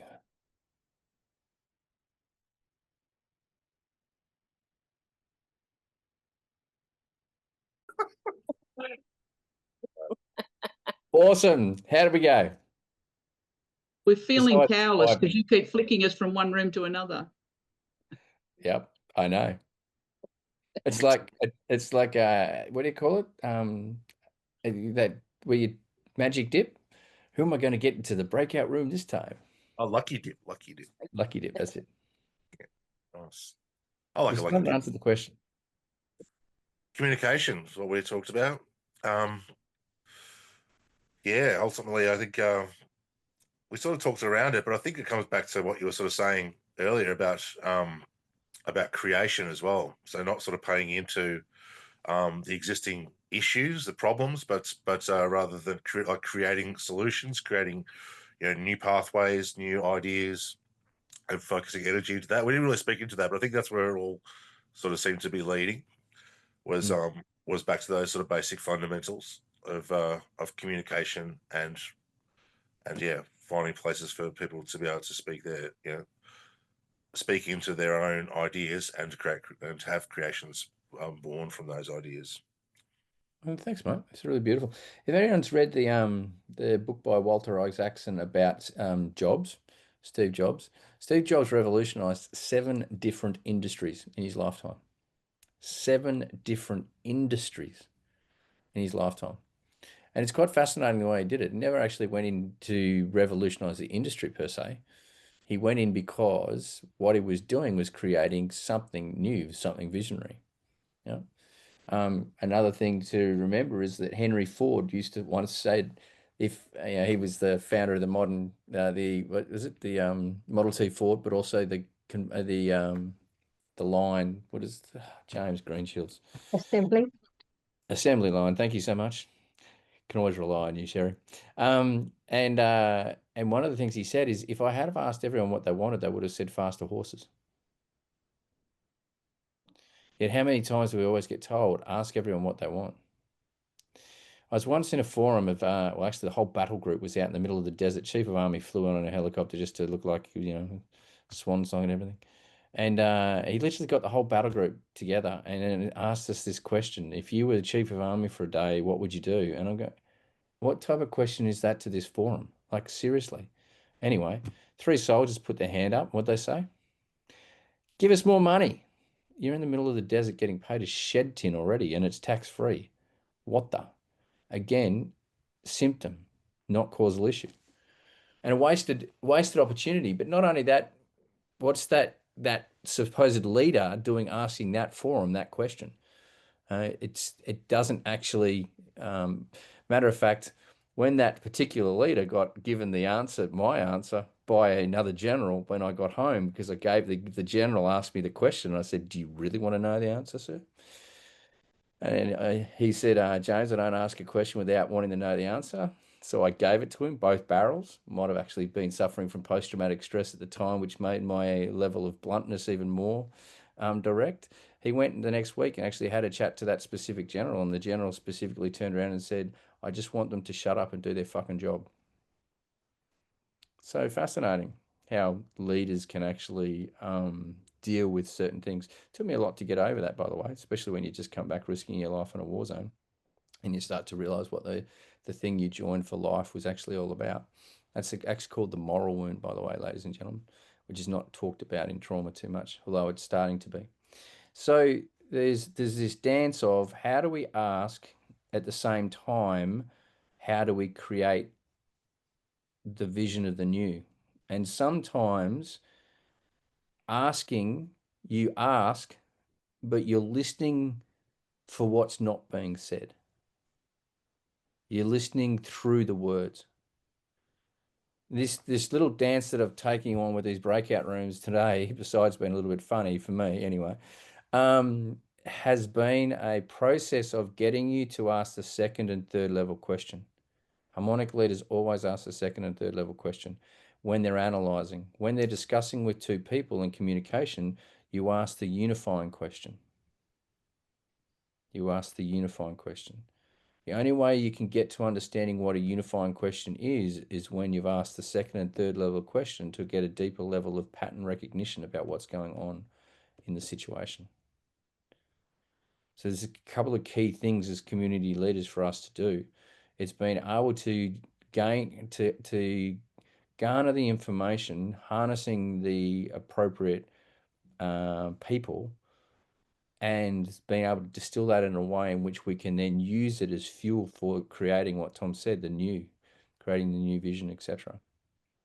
But then also realize there is still quite a large level of truth to the old John Maxwell maxim, which is people buy into the leader before they'll buy into the vision. Mahatma Gandhi is a great example of that. Nelson Mandela, another great example of that. Thank you. Next group. Okay, I'll give it my best shot. When Nathan was speaking before and he mentioned sovereignty, it occurred to me that across the last 5 years, the inner conflict that would have been occurring for people, you began our talk tonight speaking about the sense of belonging that people seek. So sovereignty and being belonging was creating inner conflict. I could feel that somebody wanting to be sovereign, but still wanting to be part of their community, when the mind control at play was saying if you weren't part of the herd, you're doing the wrong thing. Anyway, so I thought,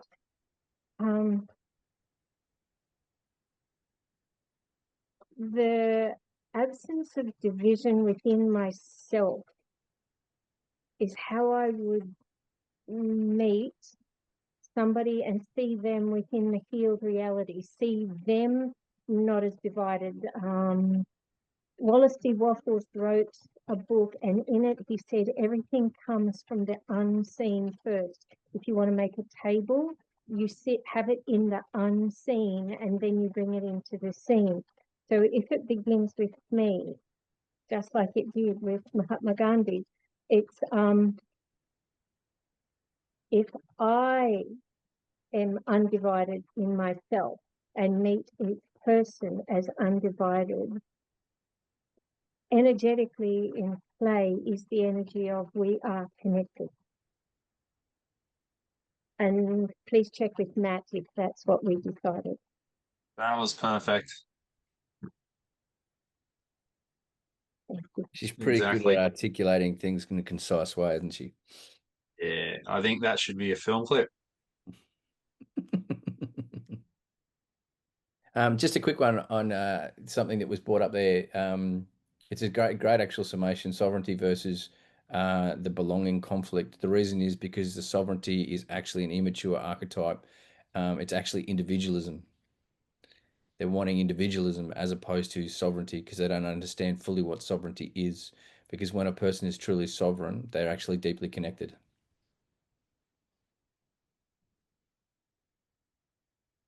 So it's actually the antithesis of what people think sovereignty is.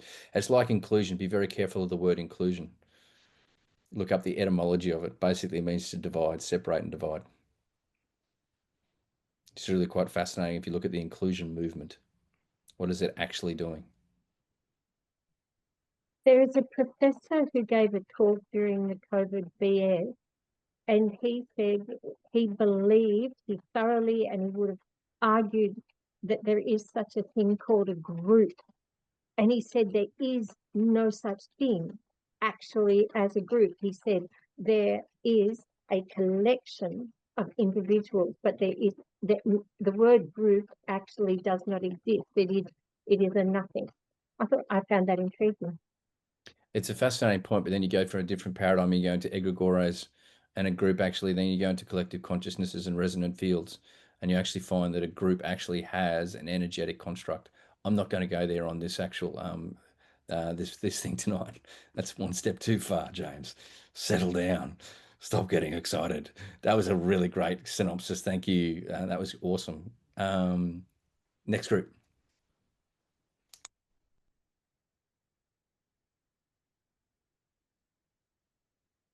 Come on, I know who you are.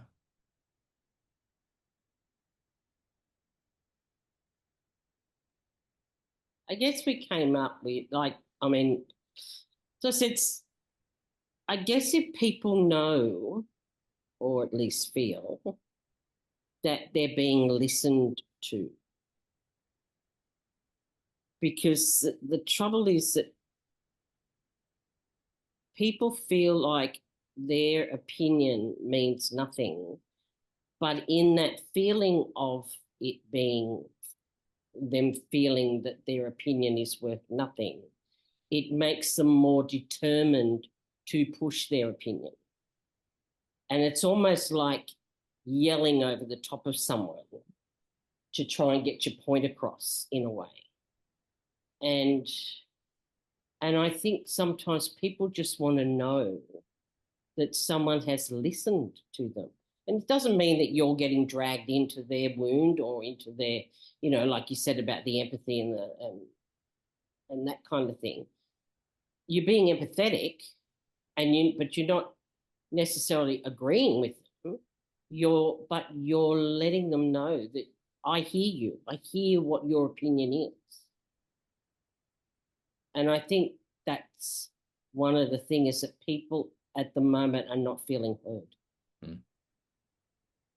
That's a beautiful thing. And one of the actual easiest to do. I actually stopped a fight the other day outside the front of a, believe it or not, a sound healing in the middle of Mullumbimby by the simple words in very, very strong energy. Sir, do you feel heard? That's all I said. I reiterated that one line. Sir, do you feel heard? And he stood down and went back and jumped in his car and drove away. So the funny thing is the person he was going at, good old Dave, carried him into the sound healing. And 90 minutes after the sound healing, when I walked out, Dave was still into me. Jeepers, that guy. I mean, literally for 90 minutes in the sound healing, he'd been internally processing this guy in the fight. So it's really, it's the old Buddhist thing about picking up and putting down. But such a simple thing. One feels heard, one feels valued. Oh, yeah. Yeah. It's something that I remember when I worked in a psych unit for a little while. And that explains a lot, Jenny. I know. people. I actually got called normal the other day. I was so insulted, and I just went, what? What are you talking about? I'm normal. Go away. I can't be friends with you anymore. But one big thing that they have in a psych unit is they have like a weekly meeting or a meeting every morning or whatever what it was. It's a circle. Everyone sits in a circle. No one's allowed to sit outside the circle because everyone should be heard and everyone's opinion or voice is equal. And it all comes to the circle. And, you know, I remember, you know, a couple of us were late and we sort of pulled up chairs and we were outside the circle. And one of the, you know, the higher up people went, pull your chair into the circle. And I'm like, okay, righto. And, you know, everyone just sort of moved out and yeah. And I thought, that's, you know, I've always had a big thing about circles. I want, you know, no, come in here, don't sit over there. Yep. Yeah. It's beautiful. Awesome. So, solutions. Communication was the first one. Interestingly, we just finished on being heard, which is a fundamental about communication. And creation of the new and solutions. We had a touch on sovereignty versus belonging, but distilling that down into starts internally and then creates externally. And then, you know, we completed by saying the need to be heard, the need to be listened to. In other words, the need to feel valued. And if you look at powerlessness, one of the reasons why a person feels powerless is they don't have a place in society. They don't feel they have a place in society anymore. If you don't have a place in society, especially when you have a internal metric of a requirement for external validation or recognition, then you will not be able to feel valued. Your self-worth will be actually quite low as well. Remember the three core psychological wounds that people face. I'm not enough. I'm not worthy. I'll be rejected. They're the three core psychological wounds that you'll face in every day. You'll face it inside yourself and you'll face it out externally. And remember, as leaders, if we're going through something ourselves, then that will simply be reflected in our external world too. And who's had the imposter syndrome before? Yeah. So here's a quick flip on that one. Just remember that at the moment you're a newcomer to the circle. So therefore, treat yourself as a newcomer. Be open to learning. So when you step up, you're going to a new circle. First stage, learn. See what that does to feeling like an imposter. Changes your mindset. Awesome. So if you go back, today we've traced quite a few things. We've gone through having a look at common community issues. Do you notice that when you sit and you reflect on them, patterns start coming out? And as people based in community, you can then go, right, how do we actually deal with this particular thing? How do we deal with that particular thing? Or what venture will actually have a multitude of touch points by its own existence? But if we create that thing because we're fighting against the old, what are we actually just going to create? More of it. More of the same. Exactly right, brother. So then it's like coming to this whole different paradigm, which is, cool, where am I? Where do I want to go? And what's my first step? So where am I? This is the current situation. Where do I actually want to go? Now we have to literally detach from what you know. You literally have to detach from what you know. Steve Jobs was never limited by technology. In creating his vision, he wasn't limited by technology. When he first bought that the thing, the Nano, I think, whatever, the actual tech it wasn't really working properly. One of his first launches, it was a big charade behind because there was a number of technological glitches that they hadn't quite sorted out. But they sorted it out. It became an absolute hit.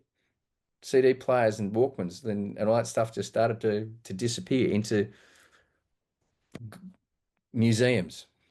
So that's about creating a vision which is creates the island, and the island then creates the void, and then one must chunk it down. Some of you may be really great visionaries but struggle to actually manifest or bring together or create this vision. Who's got a bit of that going on? Can see where to go but sometimes struggles to, yeah. So one of the key things is to chunk things down. And that's what's my first step? That question simply gets you to go, what is my first actionable step? Cool. I want my community to be more harmonious in the way they interact, more include that is that word, more integrated. Maybe I get used to saying integrated, healthier, more vital, etc., etc. That's how I want my community. Okay, that's a big vision, James. What's your first step? Your first step might actually be to go along to a community meeting of some description and actually get an even more better touch point there. Or it could be starting a large scale initiative, depending on where you actually sit in it. Would it help though if you had a forum or a resource in which you could come to with your current situation, it get distilled by a whole heap of expertise from different angles, and then condensed, distilled into a practical action plan for you to then go back to your community that you were involved in developing. Yes. In essence, that's what we're talking about, developing. So when I explained it at the start, it's really hard to understand. It's like when I used to say to people when they say, well, okay, James, what do you do on your bush program? I said, mate, have you ever been bush with me? And he's going, no. And I said, well, it's bloody hard to understand for something you don't really know what's going to happen. I just know that basically people say you extract your brain, it gets washed, and then it gets given back to you. How does that work? And it used to be a general yes. Cool. Tony can attest to that. So the point there is it's really hard for me to explain something which is so novel to you without you having had maybe just a toe in the water of how to actually bring this together. So if we were able to structure this even more and get you to bring forth these issues and set it up in a way in which gives you these real actionable things, which you then can feed in and know that your feedback actually becomes feeding into another community and their solutions, would that be beneficial? Who would actually be wanting to be involved in something like that? Awesome. Well, how about we get our thinking hats on? I don't have all the answers.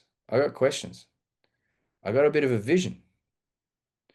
But how about I get off my seat and put this vision into a little bit more context for you and put it out to you and get you to sit with it and think about it for a moment and then bring input into it, bring some ideas into it. Would you be willing to do that? Yep. Yep. And the big thing is it needs to be held accountable. So if it's going left or right, make sure you say, is this going left or right? I think Jenny's cat jumped on the computer screen and bounced around, a bit like you, and bounced off, Tom. So that's what we're suggesting, is if you'd like to be involved, let's get this conversation happening. Let's get this energy behind it. Duncan and I've put a lot of energy into it already. It has a little bit of structure, but we wanted to have a discussion with you tonight to actually find out some of the different stuff which is going on, to put a bit of meat on the actual bones. And I think that the process for adding the actual body to the skeleton needs to be done over a period of time. Has tonight been worth it? Like, have you got something out of tonight? Who's got something out of tonight? We've got to make sure that if you're investing 2 hours of your time, then it's actually 2 hours and 2.25 hours, that you've got to get something from it too. So I'll always aim that we don't just have a session. We do it And what I'm possibly suggesting is next time a community puts forward a situation and we actually become the incubators. We might test that next time if that would actually work and get all these different people. Now, here's the other thing. I don't want to advertise this. I'm not the type of person who wants to run out and say, Emerging Leaders Foundation is doing all this really good stuff. Can I please get all this funding from all these different areas? And look at us, look at us, look at us. I really could not give a rat's ass. It bores the absolute shit out of me. Am I recording? It is. Okay. So and not only that, we will miss the target audience. What we're after is we're after proactive people with hearts in the village, for the village. You know them. So my recommendation is that you have a think about who you actually want in your village, who you want to become the village circle. And you suggest to them, hey, we might have this thing that you'd be interested in. Now, if that's the case, what I can actually do, Duncan and I can organize another webinar, sort of like last week, but not quite, a bit more reformed. And it can be an introduction webinar to actually get them involved, to actually then start to grow our group. And I wouldn't be surprised. I've got an aim. I would like us to have successfully helped and touched 100 communities by the end of the year. And I actually reckon that's a minimalistic goal. I don't think it's a moonshot goal. I reckon we can do it. But it means us thinking outside ourselves and our box and our next door neighbor and thinking who else can really benefit. And that person might not be from your geographical village. It might be from the other side of Australia. It might be the other side of, whatever. It might be another country. Yep. Who would really benefit and who would bring benefit? So it's not just about who's going to benefit, but who will also bring benefit. And in time, what we'll do is we'll provide some structure that will assist in guiding the flow of all this. And you guys will be involved in that structure because it will be a feedback organic thing. This is why we want to call it the Living Leaders Lab. It's living, it's organic. It's for leaders, and it's a laboratory because laboratories are where we find solutions and create things. More Mickey Mouse and Fantasia than like the COVID laboratory. Okay, just work with me on that one. Any final questions? 2 questions. No. Okay, here we go. I missed a little bit because my computer died. I had to jump on my phone. That's all right. A cat recorded for you. We decided that the cat must have booted you. Matt. Yeah. I sort of looked at him and I said, what happened? You didn't miss anything, Jenny. It's all good. Matt. So we speak a lot about what's been happening for the last 5 years, and how that has snowballed to where we are now. What problems and solutions were solved for the last 50 to 80 years or whatever for the COVID sort of thing? Like, what were the communities and stuff dealing with, and then what solutions were happening up until that point? Because it feels like there's a point to 2020, and then there's like the last 5 years of hell, and we're dealing with everything that's happened in those last 5 years because farmers have been going through droughts and there's been floods and all that stuff before. Is there anything we can draw from those situations for the last 50 years or whatever that can be used for helpful solutions? One of the key things is the last 5 years through fear disassociated people and caused division. Okay, so the disconnection. Every successful community/village that has had any form of longevity has had one principle that it's stuck to out of all of them, and that is it's had a gift-centric orientation. And you go back to farmers, you watch, like, if something happened on a farm, people would just quickly rally. They'd grab stuff around their sheds, etc., and they'd be out fixing the shed or whatever it is. They wouldn't expect payment. They wouldn't expect this, that, and the other. They wouldn't be going, shit, I can't use that corrugated iron because what happens if a bloody storm comes up next week and does mine? They don't think like that. That was grab and do now. And what that did is it actually creates a void. because when you give to someone and someone receives, their deep gratitude. Gratitude's a grounding energy. It assists going into humility. Yep, humility, humus. The etymology of humility is from humus, so it's grounding energy. But what it also does is it creates a void and a desire for reciprocity. And so what you then have is the next time that something else happens to another farmer, probably not the shed, something else, then all of a sudden other people just go. And what happens is you have an interlacing of support that starts because of the gift mentality. And that then provides firstly connection, because you just think what also happens in those moments, it's the conversations. So therefore it's not just fixing the person's shed, helping the person because his head is broken down or whatever. It's what happens in and around that header that is actually really, that's the intangibles. Go back to someone mentioned a number of other things that people weren't expecting in a demonstration today, I think, something like that.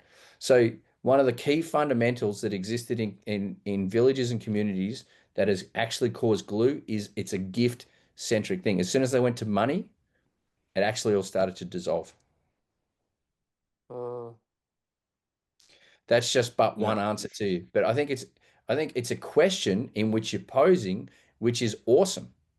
It's like, we're not reinventing any wheel. Like, water's fallen from the sky for eons. So, and it's not fallen from the sky for eons as well. So where can we go and look at the village and what the village was in the past, cleanse it, integrate the new stuff that we have, new technologies, understandings, ways of thinking, paradigms, to create the village of the future, which does what it did in the past plus some. And that takes a visionary to be able to take the old and completely recreate a new without throwing the baby out. Yeah. Does this make sense? May I say something? No. Oh, that's right. I'm not to ask. I would like to add something to what you just said, you cheeky bugger. Napoleon Hill's book, Think and Grow Rich. Rich? Yep. He talks about how Henry Ford would go to his scientists or his engineers and say, please build me an 8-piston block. And they'd go, can't be done, can't be done. And within 3 months, even though he hadn't designed it, he knew it was a possibility. So it came from the unseen, and within 3 months, they built it. Sherry, there's something about you, because that book is on my bedside table that I have not started reading yet. I'm re-listening to it as we speak in my walks in the morning. I'm re-listening to it. It's a really, fabulous really book. Fabulous, fabulous and book. there's another thing too that touches on the expression of Henry Ford when he was actually he was defamed in World War I by the media, and he took them to court, and the lawyers against him tried to prove him as an ignorant individual by asking him all these stupid rudimentary questions in which they were trying to show that he didn't have information for. And he turned around and said, why do I need information to this? This is stupid. I need to know the person I can ring straight away to actually get the answer to it. And he completely disproved he demonstrated to everyone in the courtroom how astute he actually was. And that's a really key fundamental thing for us to remember. We won't have the answers to all the questions. The leader's number one tool is the question, because it opens our mind. Yeah. It's like if you ask someone, can they do something? They say no. And then you say, okay, I get that.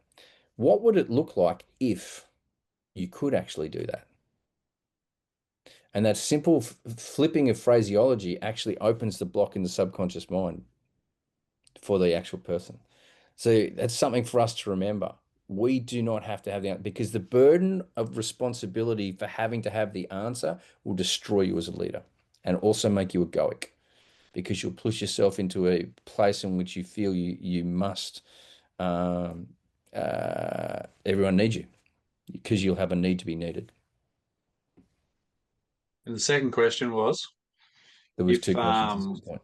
yeah, there was two. If we're bringing someone else in, like the person I've got in mind has been a leader and a charity leader as well, but I know they need a lot of self work as well.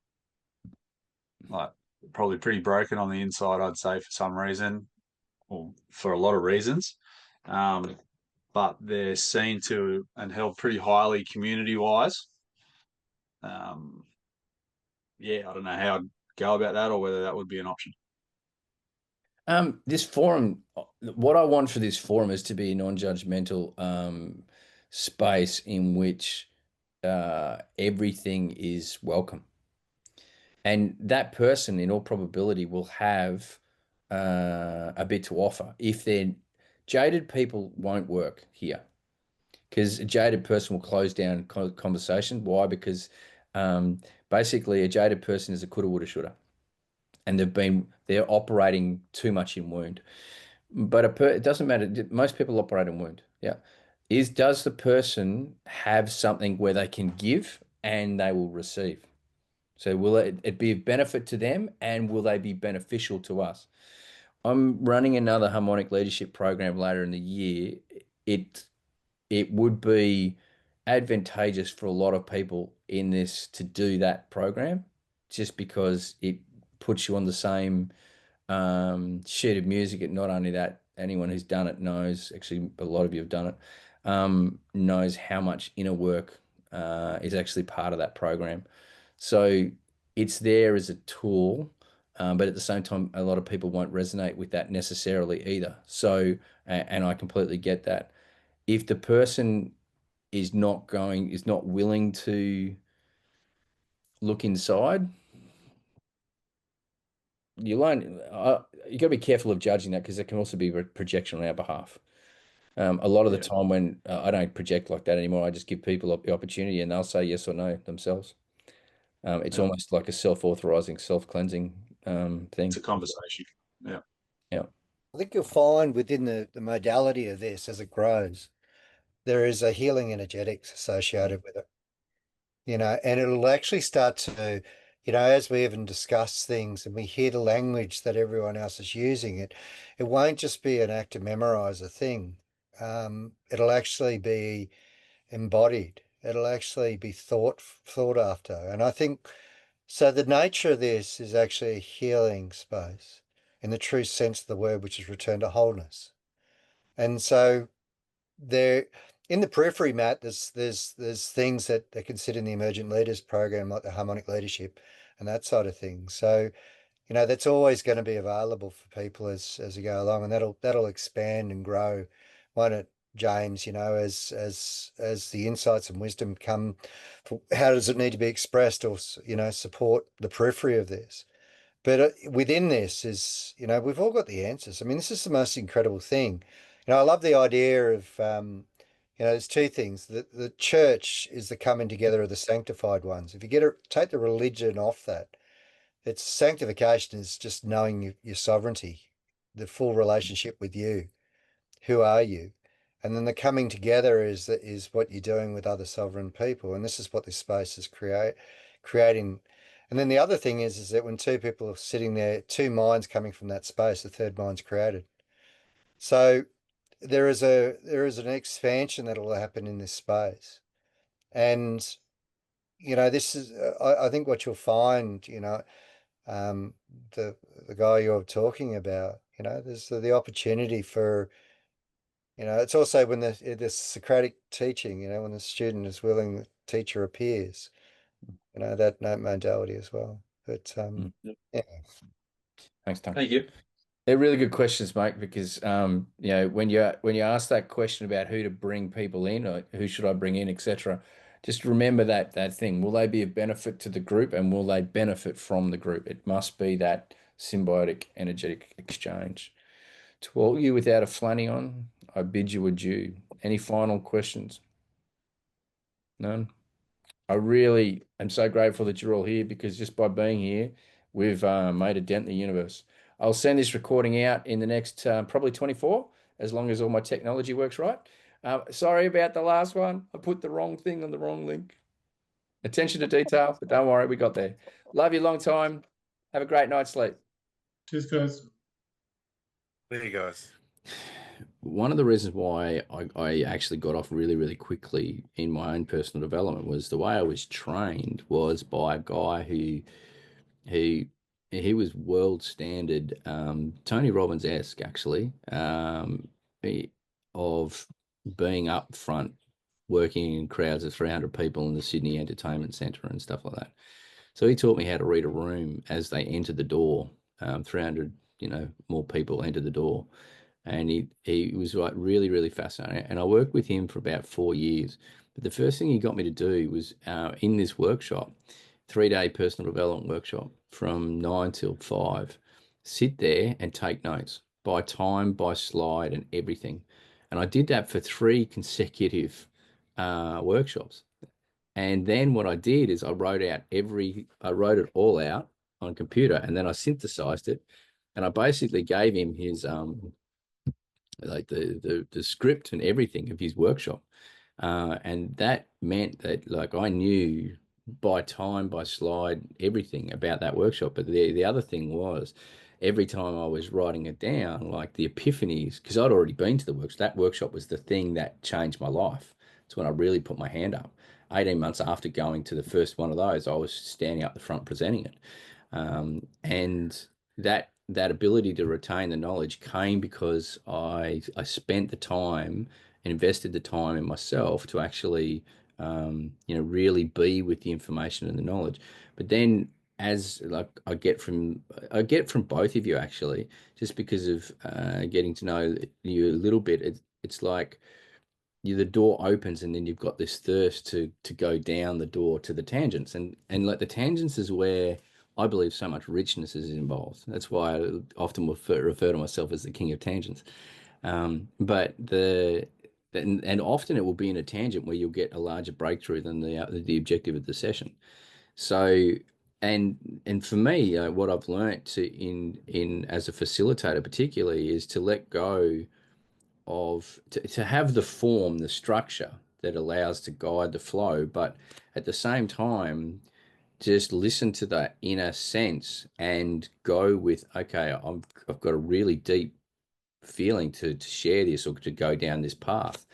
And the more and more I've done that, the more and more confident I've become in absolute way out situations. And that's not just in facilitating, it's in my life. Like this is transposed to my everyday life. And that's one of the key things that I really feel and I get from both of your objectives is this is not just about you and leadership. This is about you and life. And I really, that warms my heart. Now, speaking of heart, because you mentioned, Lisa, you want to, develop the leadership skills from that feeling sense. And I completely love that. But one of the things that the New Age movement has done is slaughtered the mind. It's elevated the heart at the expense of the mind. You don't elevate one or the other at the expense of the other. It's actually a unison of heart mind. And leadership is one of the best spheres to see this in operation. Leadership is not a left brain function. It's not a right brain function. I'll talk about this in a minute in more detail, but it's actually a whole brain function. It draws of both the left and the right hemisphere. It draws of both the mind and I feel it actually draws of the mind, the heart, and the soul. And when you unify those 3 things in leadership, it's like your presence, everything about you literally changes, and it can do so overnight because of the dramatic power that you actually tap into. And so, yeah, I really look forward to helping you unearth a lot of this stuff across the program and spend that time to. I love how both of you, you've talked about purifying, and I'll talk in more detail about purifying self later. But yeah, I really love what the ancient Christian mystics said: sanctify before you illuminate, because otherwise, it's like you go and see a psychic and you've got to be aware that they're transposing an intuitive message through their own life conditioning and stuff. And the best psychics are the ones that are the cleanest in their transmission. because that's, lots of people say, oh, there's charlatans. Well, and there is charlatans out there. I completely can get that, but there's also amazing people that have an ability and an adeptness into the communicative realm that it's really life-changing for so many people when it's used effectively. So and that comes, I believe, from a mind, heart, soul connection, and we'll spend a lot of time in that. So, Awesome. sorry, James, can I just ask a quick question? I No. get told a lot to stop thinking, don't think about it, get out of your head. And that's because you're an obsessive overthinker. yeah, okay. So, all right. However, this is what, don't discard that. Yeah. It's a refinement. That's a skill. Mm. You look at any major entrepreneur, and they will all have been diagnosed back in the day with ADHD or ADD or something else like that, in which is everyone's going, oh, the ones that go ballistic are the ones that go, this is a gift. But how am I seeing as an obstacle, as an impingement, as a wound, as a negative right now? That energy that I'm holding it in its negative space is not allowing it to fully blossom. It's a skill. I reckon if ADHD and stuff, by the way, the French psychiatrist who actually developed ADHD on his retirement day said there is no such thing. And if you look at the French don't have a Diagnostics and Statistics Manual version 5, which is an American from the Psychiatric Fraternity in America, Psychiatric Association of America, actually. They have a different manual, and for diagnosis of adverse mental conditions. And rates in Europe are very distinctly different to rates in America. And that's not just because of that book and the way of labeling. It's got a multitude of different things. And I think you're going to see a massive change in America very, very over the next decade if changes can hold in the space of the next few months. But to come back to this point, it's like both of you actually will have things in you that have said to, like, you've got in trouble from them before. They've sent you off the rails, etc. It's about understanding the purity of the energy, the essence of the energy, and then allowing it to actually take its natural form. And I'll go into this a lot of detail, and you probably heard me say it before. There is no such thing as evil, and I now categorically know that. I understand that. And the reason why I say it is because evil is simply energy in which is in its wrong place, and therefore has malintent, and therefore comes out as what we would label as evil. The label only helps to draw attention. Then the label should be dropped, because as soon as you've got your attention is drawn to that space, any adversarial intention on your behalf will actually exacerbate the evil itself, as opposed to being able to do anything for it. And again, I'll take you through that in a lot of detail. So it's about understanding these people. Lots of people project on you as well, and we'll talk about that next session. But it's about understanding these superhero talents can be your Achilles heel at the same time. And that then comes down to a form of choice and discipline to be able to refine that, purify it, so it actually enables you actually to benefit from it. Does that answer your question? Yes, thank you.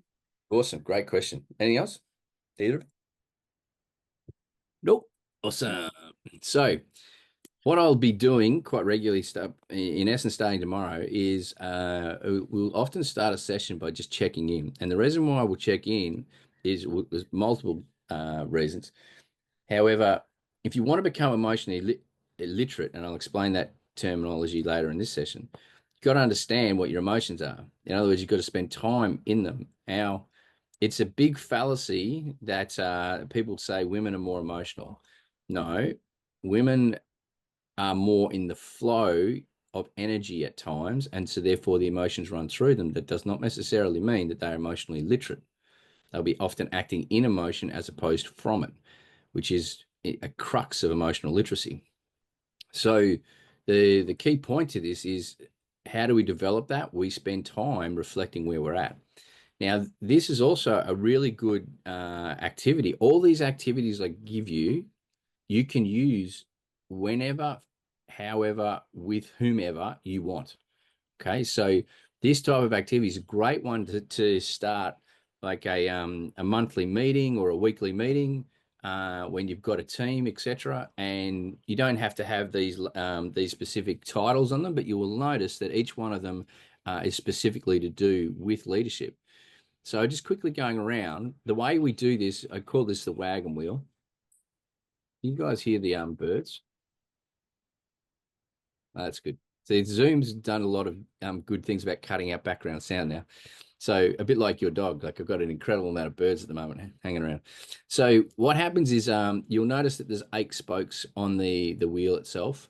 Communication, like I'm talking about your ability to be heard and feel like you hear, not just that you can speak. Relationship, not that you're just in one, but how's it actually going? Empathy, like walking 1,000 miles in another person's shoes.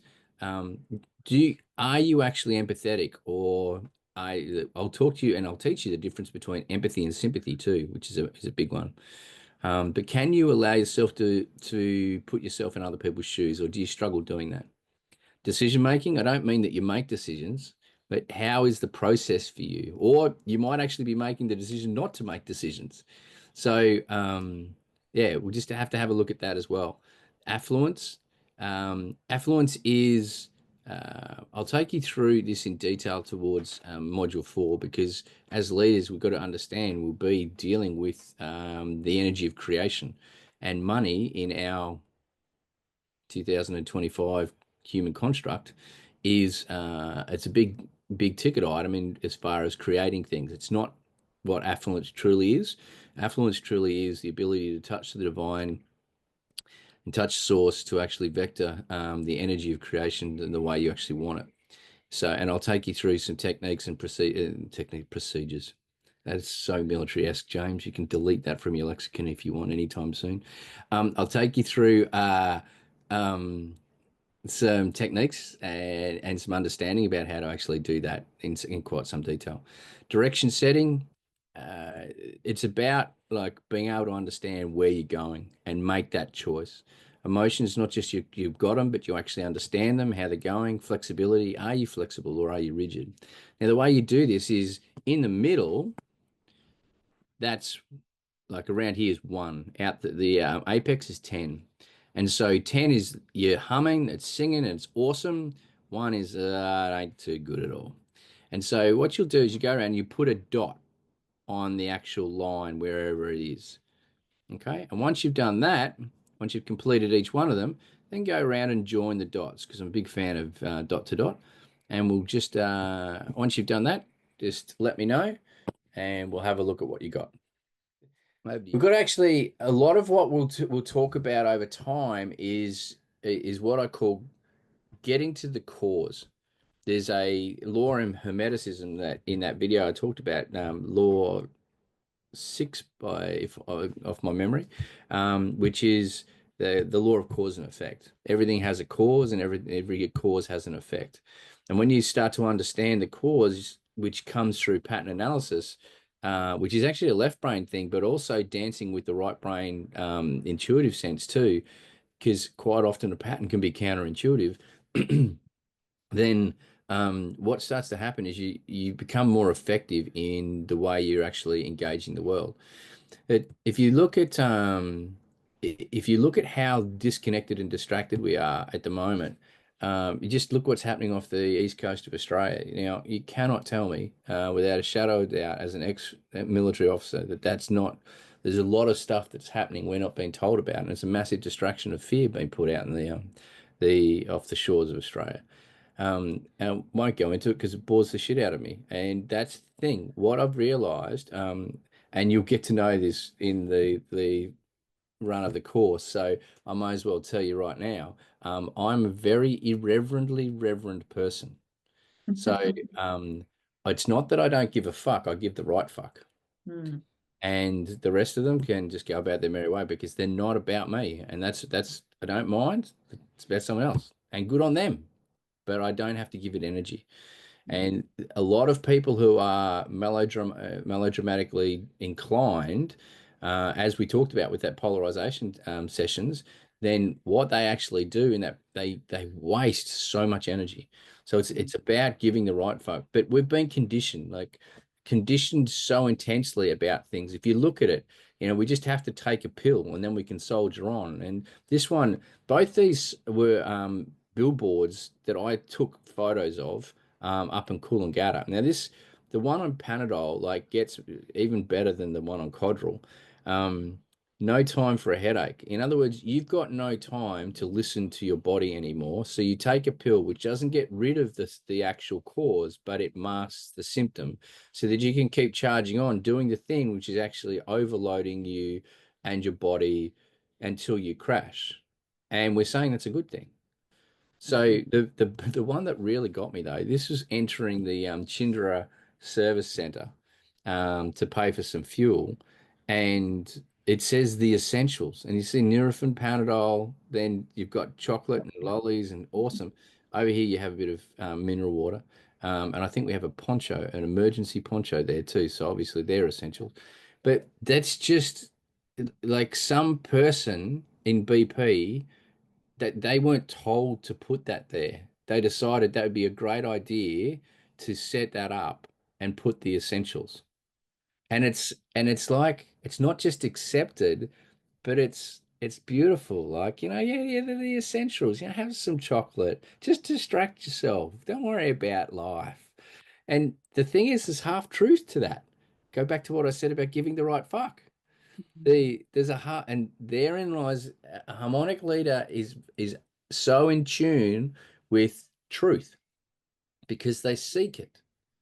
But they realize with every truth lies a half truth, and with every half truth lies a truth. And so because they understand that type of mechanism, they're not just listening to what's being said, they're seeing through the words to the intention put behind it, what's not being said, what's also being behaved upon when is being said. Now, because society is distracting ourselves so much, and both of you, got such a desire to help humanity better itself.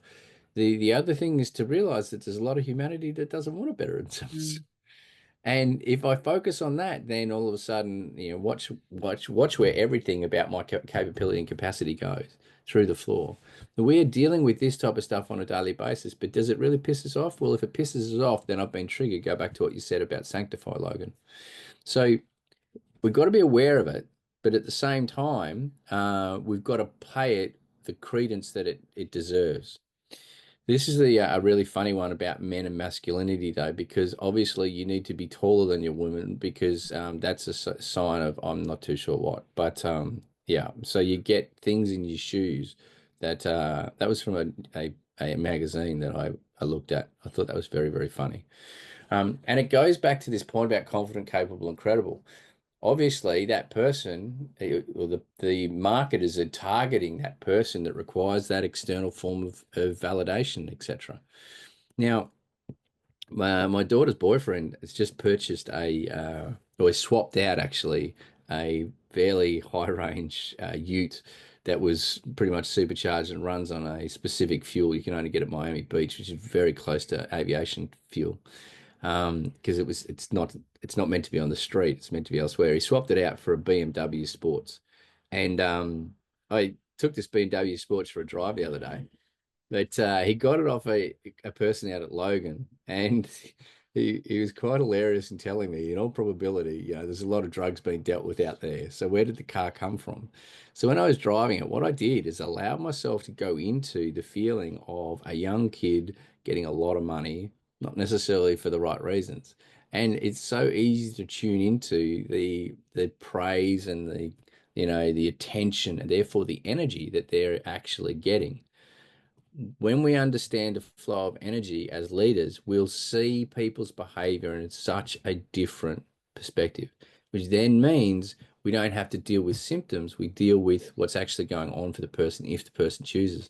And not only that, when we unify our team will be educated and the culture will be set to the point where we don't play in symptoms because they bore us. We actually deal with the deep-seated stuff, and that gets us excited. It's not that we're boring people because we don't follow sport all the time. It's that we actually deal with the real essence of it. And as being a person who I've mentored a number of AFL captains and NRL players, etc. Actually, I developed and ran the first NRL transition workshop. So I've worked in that environment a lot. Nowadays, the administration bores me, but the person that's excelling to bring themselves to a whole new level, that excites me. So very, very big difference. One of the reasons why we do it, though, is we come to this word called denial. And if you actually look at it, it can be said that we don't even notice I am lying. Now, if you go down the highway and you look at the utes which are driving at the moment, to me, they look like big groper fish. Like they've got big dumb mouths that like, if you look at it, that's what, to me, that's the first thing that I think of. And they're getting bigger and they're getting gnarlier. Matter of fact, I think something's called the Avenger now, like Toyota Prado is called the Toyota Prado Avenger or something like that. There's a lot of intensity. There's a lot of anger in them. And look at road rage now compared to what was. The car is like people saying, I need the car. You don't need that bigger car. Like, and I had a ute for a long time. I know the size of utes and what you can do. I can pack Tetris in the back of a ute. But at the same time, I have no intention of buying a massive car because if it doesn't have a capability point of view. And in buying my last ute, it was really funny. I walked into the sales yard and I said, this is what I want and this is what I have. And I told him exactly how much money I had. And I said, the only flex, because it was given to our charity, I said, the only flexibility I've got is the trade into that car also given to us. So if you can milk that one for more, then that's what they've got. So that's, everything that I want, all the capabilities that I want, and the amount of money. Now I went to two separate dealerships at the same time, the Holden dealership and the Mazda dealership. This guy was an older, wiser guy in his 40s, and this guy was a young guy, a young buck trying to prove himself in his 20s. This guy was hilarious what he was trying to sell me. In the end, this guy just fell into the sale because he says, I can't give you a used car, but I can give you a new car with all that stuff. Are you interested? It just can't be manual. It's got to be automatic because I don't have a manual. And I've gone, well, it gives me everything. And there's the price. Totally. Whereas this guy's trying to sell me a massive Toyota, no, it wasn't a Mazda BT50 with all the bells and whistles and stuff. I'm not interested, champ. Like, what part of this are we not communicating right now? And what I realized is he just didn't want to communicate on my language. And that's okay. He's just in that zone where he feels he needs that to actually be the person that he is. Go back to the drug dealer driving around in the BMW Sports. So the disconnection is it's rife, but I'm going to suggest that it's so much deeper than we even give it credit for and understanding. And part of the harmonic leadership role is to actually see where disconnections happen and realize where we can affect it and where there's no need to affect it, because it has no effect. And that's a really key thing. But I did mention before left and right hemispheres. Well, the first one is the intelligent quotient, which is obviously where lots of research was done, especially early last century, early to mid last century. And then there's the emotional quotient. And this started to come in towards, the 80s, etc. Melver and Mayer and Selvery were the two guys that developed the actual term EQ. And then Daniel Goldman, he released a book called Emotional Intelligence, etc. You'll very rarely hear me use emotional intelligence as a term, because intelligence, where does it live? Heart or the head? Head, exactly right. Now, you can't think yourself through an emotion. It's a really critical thing to understand. And a lot of you will have done a lot of work. The work we'll do will be different, because thinking accidentally gets to the bottom of it. Feeling takes you straight there. And that's why I have so many people who have done so many different courses, development, everything like this. They come to me and it's very evident to see they're still in the wound. because they've only addressed the wound from a cognitive place. And I'll teach you as to the mechanics of that, and also then the techniques to purify yourself in the way in which allows for the wound to truly morph into the lesson to become the foundation stone for you to leap forward from. A bit more detail in this, though, is the spiritual quotient is it's the whole brain function. It's where we're going. It is a deep sense of what leadership is. So breaking them down like logic, pattern recognition, reason, solidarity, like it's an individual thing is the left brain. Interestingly enough, it's the last hemisphere. So prefrontal cortex is the last hemisphere, but out of the left and right, the right developed first in our brain evolution, from our hind brain, our reptilian brain, into our limbic region, which is our midbrain and our emotional center. Then came the right hemisphere, and then came the left hemisphere. And so what's generally happened, though, is because we were developed quite early in a fear-based construct, the neural connections between the limbic region don't go forward as much as they go back to the hindbrain. And when the brain is wired backwards, literally wired backwards, one will be in fear. When more neural connections go forward, that's when you start being far more in your super conscious conscious states, in your higher conscious, and you start to have that collective sense, and your brain patterns start to reflect that more deeply. You don't go into adverse mental condition, particularly depression, because things are wired in a way in which is naturally more attuned to others, which therefore is not as isolative. Remember, all adverse mental conditions are isolative by nature, and I mean they bring a person into isolation, which is often why people will try and think their way through stuff, which is where it's not where the wound is. On the right hemisphere, now remember, I'm using right and left colloquially. It's not actually the case, but it's a generalization which actually serves a purpose. So again, just be aware that I'm using a generalization when I'm using left brain, right brain. Left brain is more masculine, male. Right brain is more feminine, female. The corpus callosum, which sits between the two, is literally, it has more neural connections in there than there are phones, including mobile phones, on the face of the planet. It's the center where neuroscience will say is the center of genius. It comes alive in the mind of a massive creative, but it's the gateway between the left and the right hemisphere. And in utero for men, because of the presence of testosterone, it hardens more than a woman, which is why the initial receptivity of a lot of information coming to the left hemisphere can flow more easily to the right hemisphere for a woman as opposed for a man. It's just, but the thing is, it's like the gate hinge. It's been put for a man, it's on the left-hand side, so it's harder to go through to the left, to the right-hand side. For a woman, quite regularly, it's on the right-hand side, so it's harder to go through to the left-hand side. But what you can actually do is rehinge your gate so it flinges like that. And there are many different brain activities. If you're interested, I'll take you through one later, but that can actually allow for that development. Emotions are but part of it. Heart states go deeper into it, creativity and empathy and relationship. There's so much more to that that we may have time to get deeper into. But the point is, these are the things which they're really life affirming, come across in the right hemisphere. And if you go into a mythological thing, the feminine being the bearer of life, then that makes a lot of sense.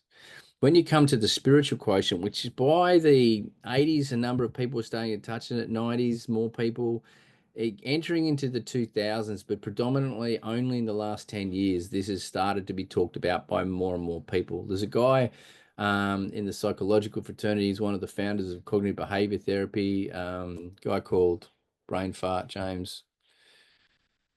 James, what was his name? Oh, well, he'll come if I want him to come. He's quite a fascinating guy. I went to a conference over in America, and a psychiatrist was sitting next to me, and she said, "Oh, do you know Martin Seligman?" And I said, "Oh no, I don't." She says, "Oh yeah, I'm friends with him." And I said, "Oh, what's he like?" Because I was reading one of his books. And she says, "Well, just imagine going into his living room and above the mantelpiece is the biggest self-portrait you've ever seen in your life." I've gone, "Oh, okay." And so he said, "That sums him up." I've gone, "Okay." But he's done a lot of interesting work, and some of his stuff have actually I could have just looked at my bookshelf too, and I would have found his name. But some of the stuff he's done in the last 5 to 10 years has changed very much to looking at meaning, because that's very much what the spiritual quotient is about: connection, meaning, purpose, and union. So even in the cognitive sciences, people are realizing that there's something deeper to the way the human being operates. Like the behaviorists, very, very funny people, behaviorists, but I've got a number of friends that have specifically focused down that line. Having chats to them is a very funny thing to do. But even they're looking at meaning and purpose and that type of stuff. If you haven't read it already, Viktor Frankl's Man's Search for Meaning, one of the most epic books I've ever read. Predominantly, not just because it's an amazing book, but it was the time of my life when I read it, and I was really in a dark hole. And that actually assisted me break out of that dark hole and find. It was a beautiful thing that he says in it: suffering ceases to be suffering when meaning is found. And in my darkest days, and like that really held true for me. So harmonic leadership very much sits in the spiritual quotient. We acknowledge the left hemisphere, we acknowledge the right hemisphere, but we look at what is necessary as a whole brain thing. In a leadership function, management is very much left hemisphere orientated, procedures, techniques, management thereof. Leadership has a lot more to do with the right brain, but also it's a whole brain thing, because you do need both your left and your right hemisphere on point to truly, really rock and roll. So following from that, like when we're looking at that emotional connection, I mentioned that I don't really use the term emotional intelligence. If I do, I'm using it for a different reason. But the two terms I use was one, emotional literacy, and what this is you understand the language of emotions. There was a young 34-year-old, German by birth, but he'd been in Australia since the age of 4. Bloke sitting at my fire about, I don't know, 8 years ago. And he was crying and he said, "James, mate, like, I've got a loving wife, I've got 2 amazing kids." Tears are streaming down his face. And he says, I just can't communicate with them. And I said, "So what I'm hearing, brother, is that, you love your wife and she loves you, and you love your kids and they love you. So you've got relationships there, but you just feel they're hollow because you can't communicate what you really, really want to communicate with them." He says, "Yeah, exactly." And I said, "Mate, you got no issue with communication." Think about it. He was able to tell me exactly what's going on for him. So how can he have an issue with communication? He can't. The issue is he doesn't speak emotion. So he's like an English person over in Spain trying to talk to a Spaniard who doesn't speak English. And it's like, you only get part of the message coming across, if that at all. And sometimes you just walk away because you can't communicate. And it can get really, really frustrating, but it also can get really, really nervous. Like when you've been in a foreign nation that speaks hardly any English, and you're on a train station, and you look up at that board where telling where all the trains go, and there's nothing in English. I don't know if you've been there before, but it's like, but by the way, just a side tangent to that story, every time I've been in that situation, someone has come up. An angel has been delivered in that moment in time. And one took me through Seoul, Korea, South Korea, the capital Seoul, took me right through the train station, put me on the right train, and took me to my destination.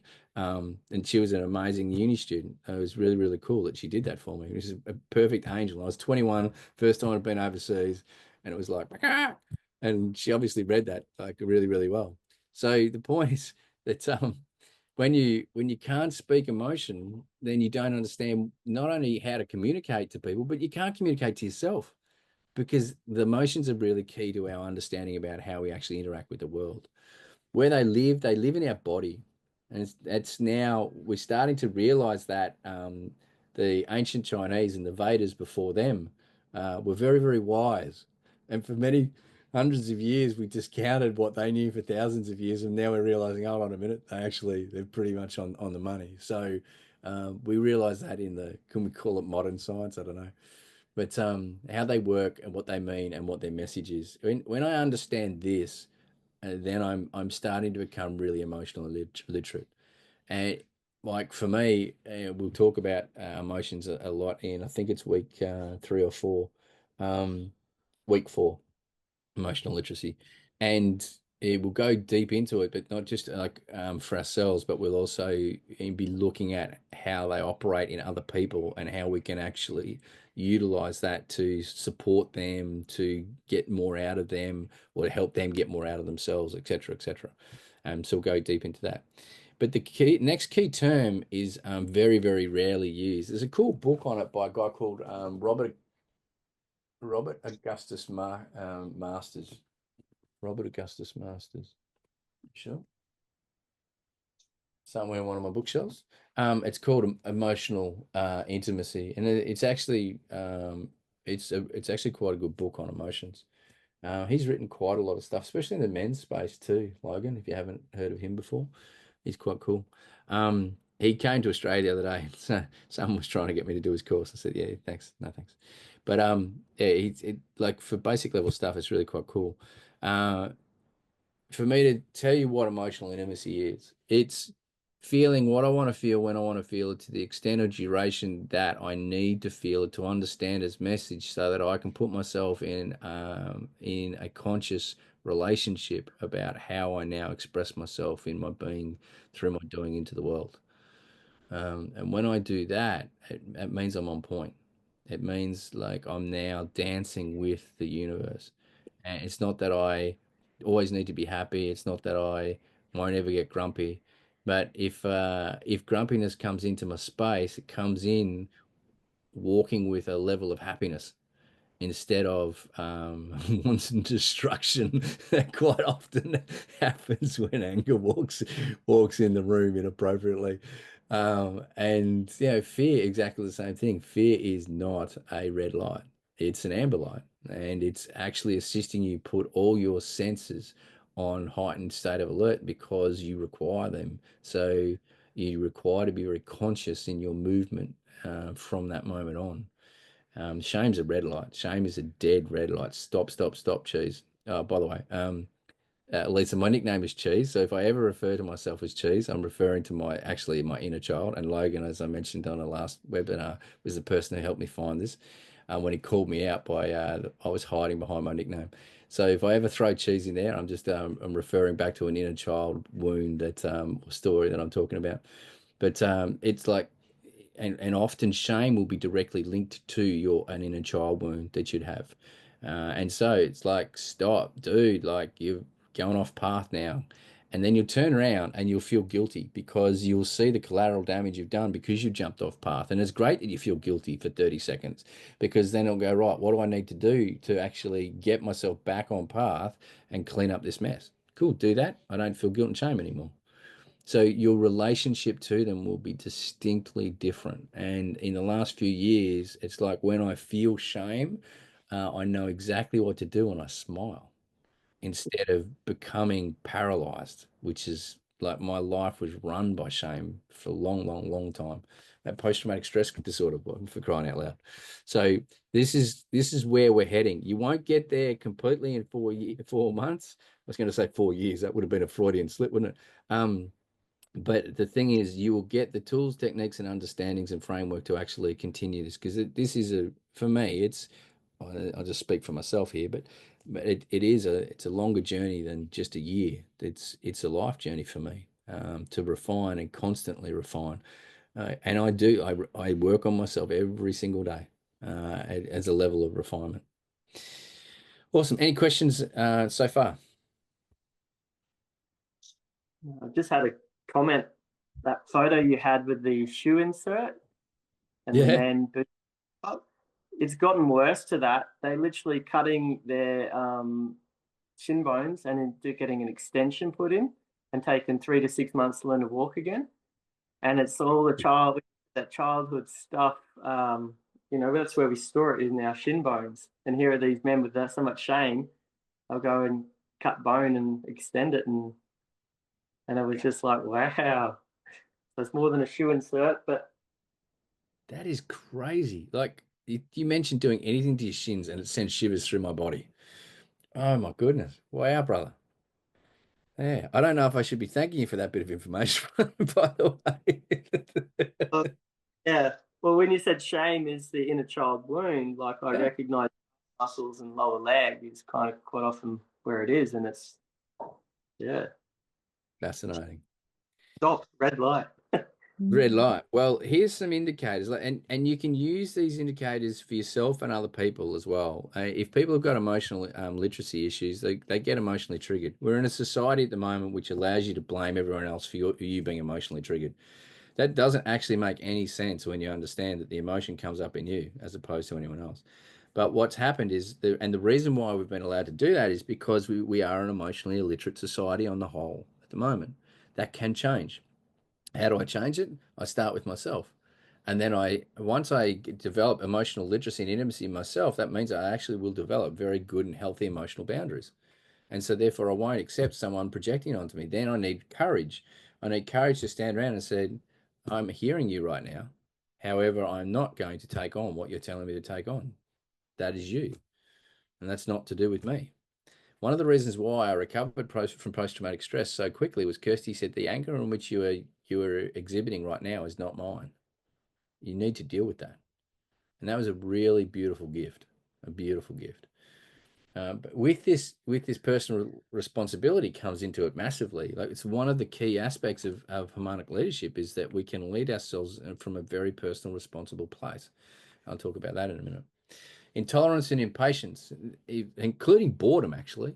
Boredom is simply because you're not willing to allow yourself to go into the emotion which is sitting right there. And so you'll distract yourself, you'll numb yourself through boredom, and then flick on to the next thing, which is utilizing distraction as a behavior. So, but the intolerance and impatience in a lot of people, it's really quite fascinating now. People being risk adverse. I know that at least one person in this conversation will be smiling when I put up risk adverse, because your personality type. But we have become a risk adverse society, and at the moment, like, people that have the ability to help won't, because they fear that they'll have backlash comes against them, and that causes impotence and powerlessness. The must be right is a really, really fascinating thing. If you look at must be right, it's simply because I can't be wrong. And I'll talk to you about judgment in a lot of detail in one of the sessions. Always picking up the slack of people, and therein is what do you mean, James? It's a really helpful person. No, it's a masochist. It's a person who's taking a lot of burden on their shoulder, and they'll end up becoming a coulda, woulda, shoulda, and very, very exhausted. And in the end, what they will do is, people in all possibility will love them, but they will have set everyone up to need them. And so always picking up the slack comes from a need to be needed. Don't trust and must control. We're going deep detail into this one a bit later on. And perfectionist and the procrastinator. Well, what's the difference between the perfectionist and the master? It's the full stop. Master knows exactly where to put the full stop. Perfectionist cannot put a full stop in there. And then the last one is we will distract themselves or ourselves, and we won't be able to sit still. Have to go on to the next thing, to the next thing, to the next thing. What these all indicate is varying levels of inability to sit in an emotion to allow it to move properly, because the person has got a whole suite of ghetto blasters which are currently blasting around them, and that's their emotional turbulence. And when you turn these ghetto blasters down or turn them off, then all of a sudden, like, there's this peace. Now, sometimes people can't be in that peace. Like, they literally have to get themselves out of that because they've so entrained themselves to be in chaos. And it's not the chaos of the formation type, that they are being abused by chaos instead of diving into chaos to actually create. And again, that's where the half truth lies in that whole thing. But just knowing that can give you an indicator about the emotional literacy levels of the people that you are particularly working with. So this brings us to harmonic leadership. The three parts of it, obviously: purify self, unify team, and then amplify your effect. what I found over my time, not only in the military, I was heavily involved in a lot of stuff before the military and leadership at school, etc. I've always found myself in positions of leadership, and then getting out of the military and having to find myself and then lead myself out of that place. But then, running charities and doing a lot of other work, rites of passage, and finding myself in varying life situations, including expeditions into jungles, etc. Like, I started to realize that leadership it's been over complicated in many respects, but at the same time, it's this misunderstood component, which it starts with myself. And if I don't come at my day from a pure place, and I start in an egoic place, then the day will have that flavor. But if I can purify my day, then all of a sudden the people that will come to me to become my team will unify, not together because of a common energy as opposed to a fiction or a wound. And if I'm attracting people because of a wound, and then, oh my goodness gracious me, it's going to be very hard work to actually make that team be any more effective than getting the day-to-day stuff done, and that might even be hard. And then coming to amplify, it's like understanding then, well, why am I amplifying this? What is the point of the amplification? And in the amplification, what will actually happen? How do I do it? And what can I be consciously amplifying? And that's a really critical thing. And we'll do a lot of that in module 4 when I'll be asking about that. So just to break them down a little bit more detail, the underpinning concepts for the philosophy, though, that stands on a sixfold. To need a deeper understanding of the mind, I'll actually send out a little video about this. It's just about a 15-minute one. Gives you the bigger understanding of the conscious and subconscious you guys might be aware of already. But it will and the reality cycle about how the mind actually works. When we start understanding how the mind works, we can make it work with us instead of against us, which is what often the subconscious has. The thing about psychoanalysis, if you've ever read a bloke called Julius Evola, he takes apart psychoanalysis, Freudian. He has a lot more time for Jung, but he doesn't have a huge, he doesn't put Jung on a pedestal like a lot of people do, which I think is a good thing. Putting anyone on a pedestal has barbs on it. But one of the things that he'll tell you about psychoanalysis is it remains in the realm of the sub or unconscious. And if you do that, then and psychoanalysis is based on a critical examination of people in trauma and wounding. Now, when you do that, you're simply trying to get them out of the trauma. But the thing is that it's so focused on the trauma, and our society has become trauma bonded. And we are so focused on trauma now that it's become hero worship. And I'll take you through this concept later about going beyond resilience. And to get an understanding, this is really, really quite critical. So psychoanalysis, simply maintaining its fixation on the sub and unconscious, just takes you down, doesn't take you up. So therefore, where's the balance? And that's what transcendent psychology was attempting to do in some way, shape, or form, to bring a bit more of a balance towards it. So, but understanding the mind and how it works and how it integrates things is really quite pivotal. The collective consciousness, which is a thing that that Jung brought to our minds a little bit more with the understanding of archetypes. I'll talk about that in a minute. But this understanding that there is because of our mind's interaction with other minds, a thing called the collective. And I'll talk to you a bit more in detail about that next session. Beliefs and paradigms, again, I'll talk in next session. Masculine and feminine energies are really quite useful to understand, because then you start to understand what energy is required in a certain situation, the reason why someone leads the way they do, if there's balance or imbalance, why a person grates you, how you're actually really attracted to leadership style, etc. You start to really have a deeper understanding of all that because of the masculine and feminine. And then when you start going to your dark masculine, dark feminine, and we can go there if you guys wish, both of you would really get a lot out of going there. It's you actually understand where some really deep power is. Emotional literacy I've talked about, in the 7 Hermetic laws. I actually sent you out that video about the introduction to Hermeticism, where I talk about the 7 Hermetic laws. I'll be talking about those laws constantly. I'll keep coming back. You've heard me mention already the law of cause and effect, and I've referred in part to the law of polarity, and law of polarity is a massive one that we'll be talking about in the next couple of days too. So purifying self, what does it mean? Well, the first step is to understand the healing process. If you're interested, I can find a video on the healing process. Oops. Hopefully I haven't deleted it. And I talk actually in detail about healing. If you're interested in that, let me know and I can tell you, I can send that to you later. But the first thing about healing is you've got to identify that there's something to be healed, and then comes the ownership, because no one can heal you except yourself. And that's a really, really key thing.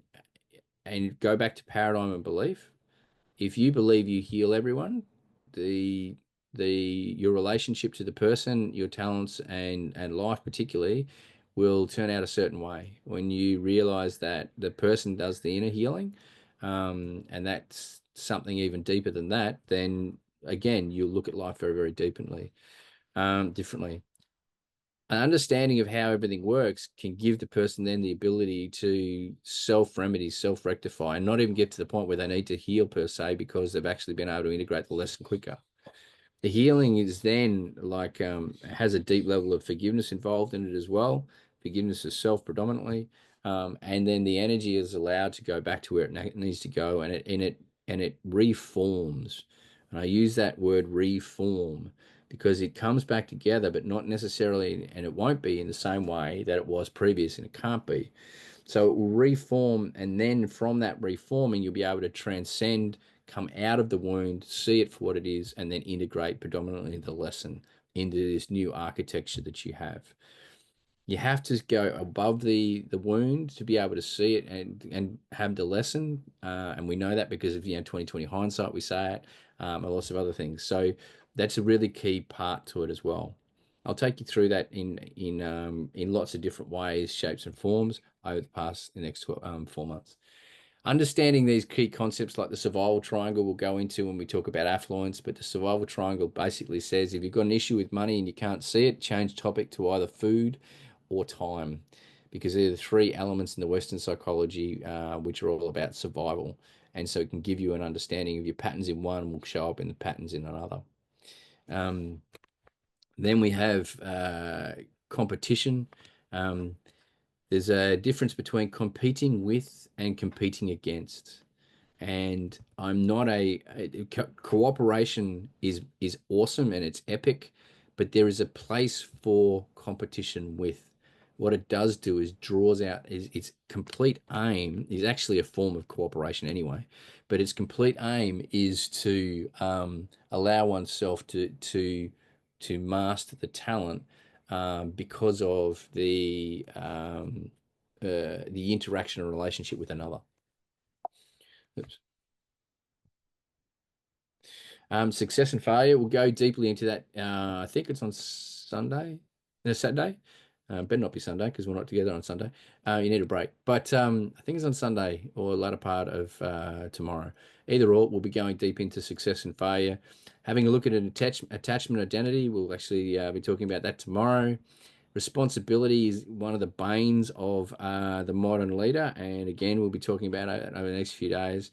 Again, principles and values, we'll talk about powerlessness will be a theme that will underpin a lot of our work so that we understand it. And our level of emotional intimacy is the way you'll actually allow yourself to move through any form of powerlessness. When one understands that construct, one comes to this place of allowing ourselves to become quite purified in its sense. Unifying our team, we'll look at a number of 4 core aspects: the narrative, creating the void, the vision, and the empowerment. It's really important that a team has a narrative, a story. The story is the thing that brings the past into the present moment to allow the future to be created, and the vision is the thing which allows our future to be focused upon. But the void is a really key aspect that allows for movement within the universe. And when you understand voids, and science has actually taken a massive step forward in the quantum realm of understanding the playing of voids, and especially in plasmatic science. and the key aspect to life is the void. And empowerment, and that's not just empowerment of other people, but it's empowerment of oneself to be able to therefore be in an empowered environment. Because if we're not empowered, how can we expect our team to be?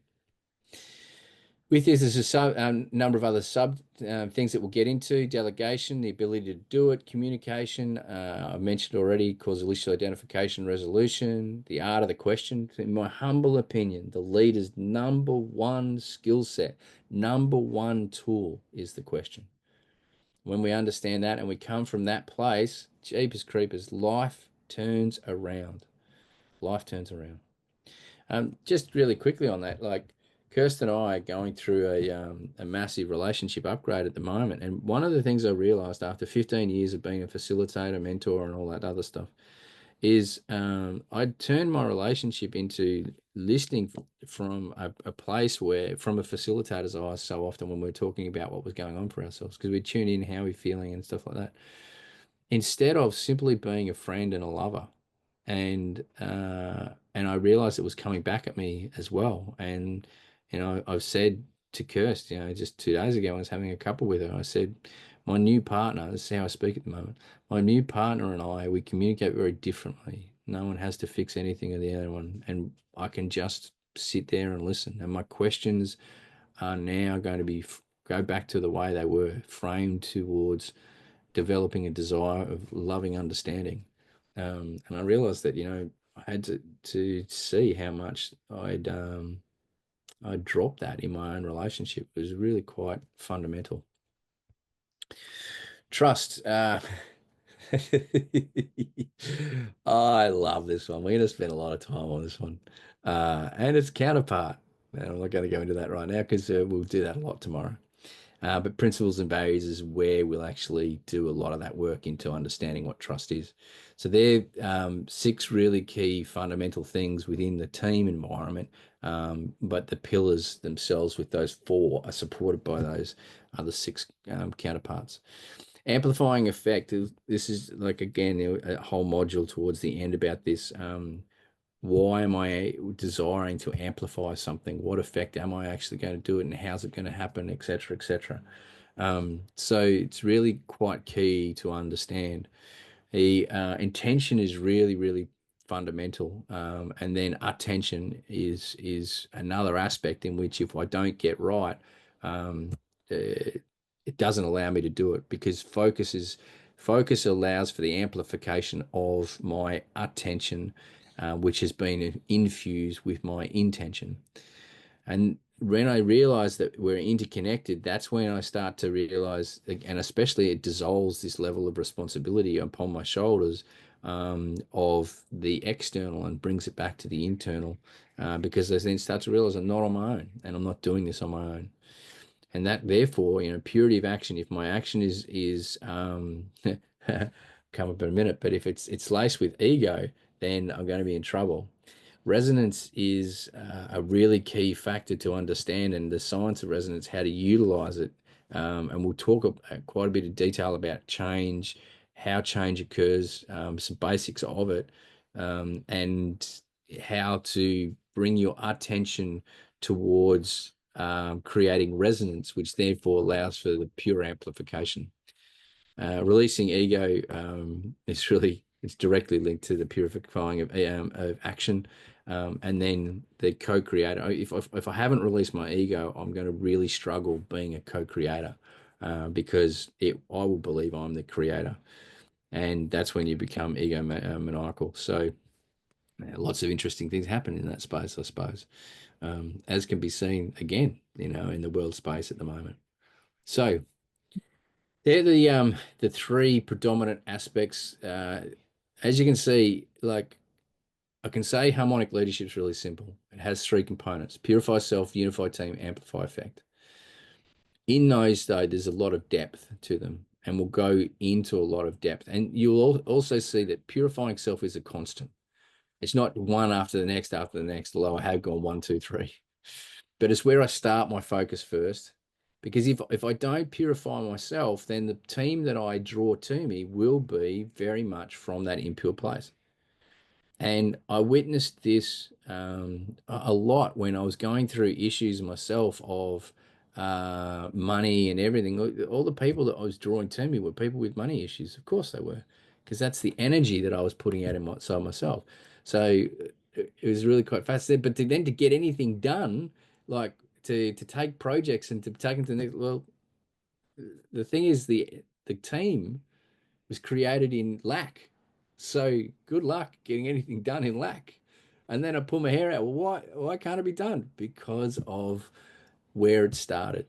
And so the work on the foundational fundamentals is so pivotal, so key. And if we don't get that right, well, can't say that to say if we don't get it right, it won't work. It's not true. Like, what I've completely understood, and this is a constant theme of this course, is when we understand there is no right and wrong, everything has a deeper meaning. It's not that I'll then let go of any passion to move forward. Actually, it's the complete opposite. Like, the passion then becomes unbridled because I start to just let go of the energy that I've put in self-judgment, and I can refocus that and bring that through my attention to working on the things that I'm actually working to improve. And someone said the other day, it was really quite funny. They used the example of Elon Musk versus Boeing and the rocket. And why was Musk able to put one of the rockets into space? Well, because he put 6 rockets up that blew up before he got to the 7th one. Whereas Boeing, in that entire time, didn't launch one because they were going for perfection. And when they finally launched it, it blew up anyway. So you can, like, people bag Musk out. And, am I saying is a saint? No, I would definitely not say that. Go back to the point about father issues. Read his book. But the point there is, like, I can learn off anyone when I'm actually looking from a neutral perspective, a perspective of wonder and awe. I can learn off anyone, because then I don't judge them. What I do is I receive the information and I internally transpose it to say, how is this of beneficial reflection to myself? And then I can go, okay, cool. And that's what I reflect is go back to the point that I started 4 businesses that collapsed upon themselves. But the point is, now I'm here and I'm actually going through a collapse of this at the moment. Like, this is morphing into something else. And that's, for me, I get excited now. I don't get sad, upset, or whatever. Sometimes things, like, I feel sadness about something because I will know that's about loss. And so what I'll do is I'll stop, I'll go pause, I'll go, okay, I'll feel that, and I'll get any message which is coming to me about that. And then it will go very quickly into gratitude. It'll move from sadness into gratitude, because gratitude then sets the tone for the new creation. It's really, really quite important. I want to just finish this session by gifting you this bit of information. And as a leader, any team I build is on this. So in all the community work that I did, if you wanted to join the community, you'd sign the Memorandum of Community Understanding. And this trilogy of 3 was the basis of the memorandum. It was so funny watching people of all different walks of life kick back and say, I'm not signing it. And I've gone, okay, do you want me to explain it? Okay. So I'd explain it and I said, where do I sign? And it's like really, really fascinating. And because of what it calls a person to, it's not me calling the person to do anything. It's actually trilogy of 3 calls the person to do it themselves. So the first part is that I control 3 things in life: my thoughts, my words, my deeds. No one else controls them. I control them. And realistically, if you look at it, they're the only things you do control. But the question to us is, have we mastered this? Like, have I mastered my thoughts? Go back to what your point was before, Lisa. My words, are my words always impeccable? Great book to read on that is Don Miguel Ruiz's 4 Agreements. The first agreement out of that is to be impeccable to one's word. You can also get that on YouTube. It's about a 23-minute video of someone reading it too. Actually, all the chapters, I think he does the same. So you can get those on YouTube if you want. But it's about, making sure my word is purified, sanctified. And my deeds, then, if I don't understand where my behavior is, have a look at the words that I'm using. And if I don't understand my thoughts, have a look again at my words I'm using or my behavior that I'm actually doing. And when I use both or the other two to actually reflect on the specific one, then I can actually purify them. My actions must be done in respect, reverence, and responsibility. I must take personal responsibility for my actions, but I must take responsibility for my actions, not another's actions. The actions that I do take, though, they must be done with sanctity, with reverence. It must bring the sacredness back. It must actually be done in sacrifice. And if you don't like that word, and I didn't for a long time, go to the etymology of the word sacrifice. It means to bring the sacred back, to bring the sacred fire back into my life. I think it's actually a really beautiful word now. And to have the reverence of life. So therefore, if I don't understand the sacredness of my body and who I am and what I've been gifted, then I will go and get a shin extension. Still turns me off dramatically, by the way, when I think about it. But all my relationships, every relationship must have reverence. And if it doesn't, why would I be involved in that relationship? And when I live by that, you watch how many relationships I turn off and how many I turn on, and what ones need more energy into them, because right now I'm not actually being sacred in that relationship. And respect is a pillar. But I must also understand that if I'm not respecting someone, the person I'm truly not respecting is myself. And not only that, no one can ever disrespect me unless I choose. And when I understand that, real power comes to me. The outcome must always be a win for you, a win for me, and a win for the divine. I say the divine, it could be the group, the higher. It will always be transcendent. It will be bigger than me. And I say the divine, great spirit, God, whatever one wishes to label it, it doesn't really matter. And they don't really care either, as long as there's reverence and respect that enhances the relationship. I used to bag the shit out of Christ for everything that happened in my life, and then I realized, oh, hold on, that's happened to him for 2,000 years, so probably one bloke, he doesn't necessarily mind too much. But it did get me to I did an anger session on Christ and God. It was really, really good, and it was actually recommended to me by an 80-year-old Catholic nun who was a very small lady, absolutely one of the most divinely beautiful people. And at times so non-church like. She was she said, James, have you got angry at God yet? I said, no, I haven't, Sister Carolyn. She says, you need to get angry at God. I said, thank you. I've got your permission now. So yeah, there's beauty in any relationship and there's an underlying theme in whichever way in this course. I really strongly recommend and encourage you to strengthen your connection to whatever it is of your connection to the divine in your language. And I'll speak of varying traditions, methodologies, philosophies of connection, simply to give you an understanding of where other people come from, which I trust will enrich yours. That, I believe, is enough. Are there any questions on that data dump about harmonic leadership or anything that I've covered so far, or about the course?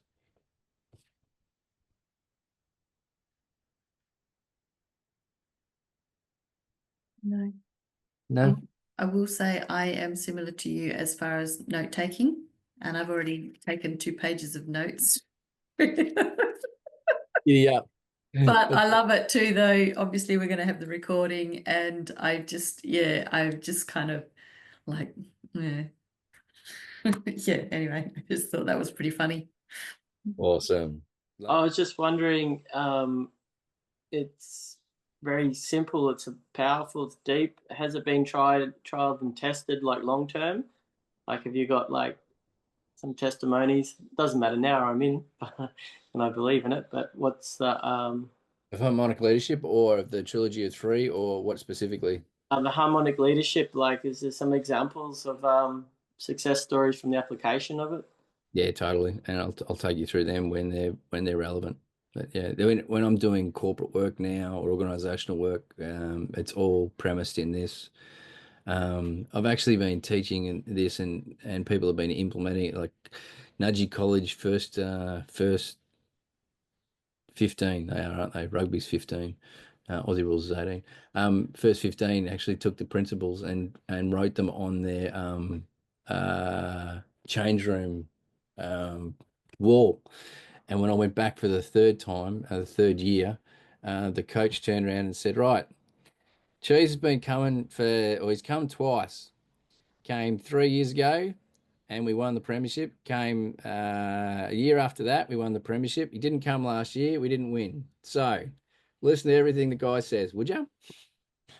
And I thought I didn't actually realize that. But that was really quite cool. But yeah, you'll actually notice that can I say harmonic leadership is new? No. It's a way of looking at a lot of stuff we've forgotten and putting it in a way in which simplifies it, makes sense, and brings back the practical application of a lot of things which possibly we overcomplicated. Be it. Good question. I like that question. Anyone else? Awesome. Well, we're back on at 12 New South Wales. So, and like I say, you know, there's questions. We'll start off with questions there too, and we'll go into that. But the next session will be about taking a number of the key fundamentals, the key concepts, and we'll go deeper into them as well to give you a bit of an understanding about, you know, how it all works. So until then, big love. Thanks, Thank Shane. you.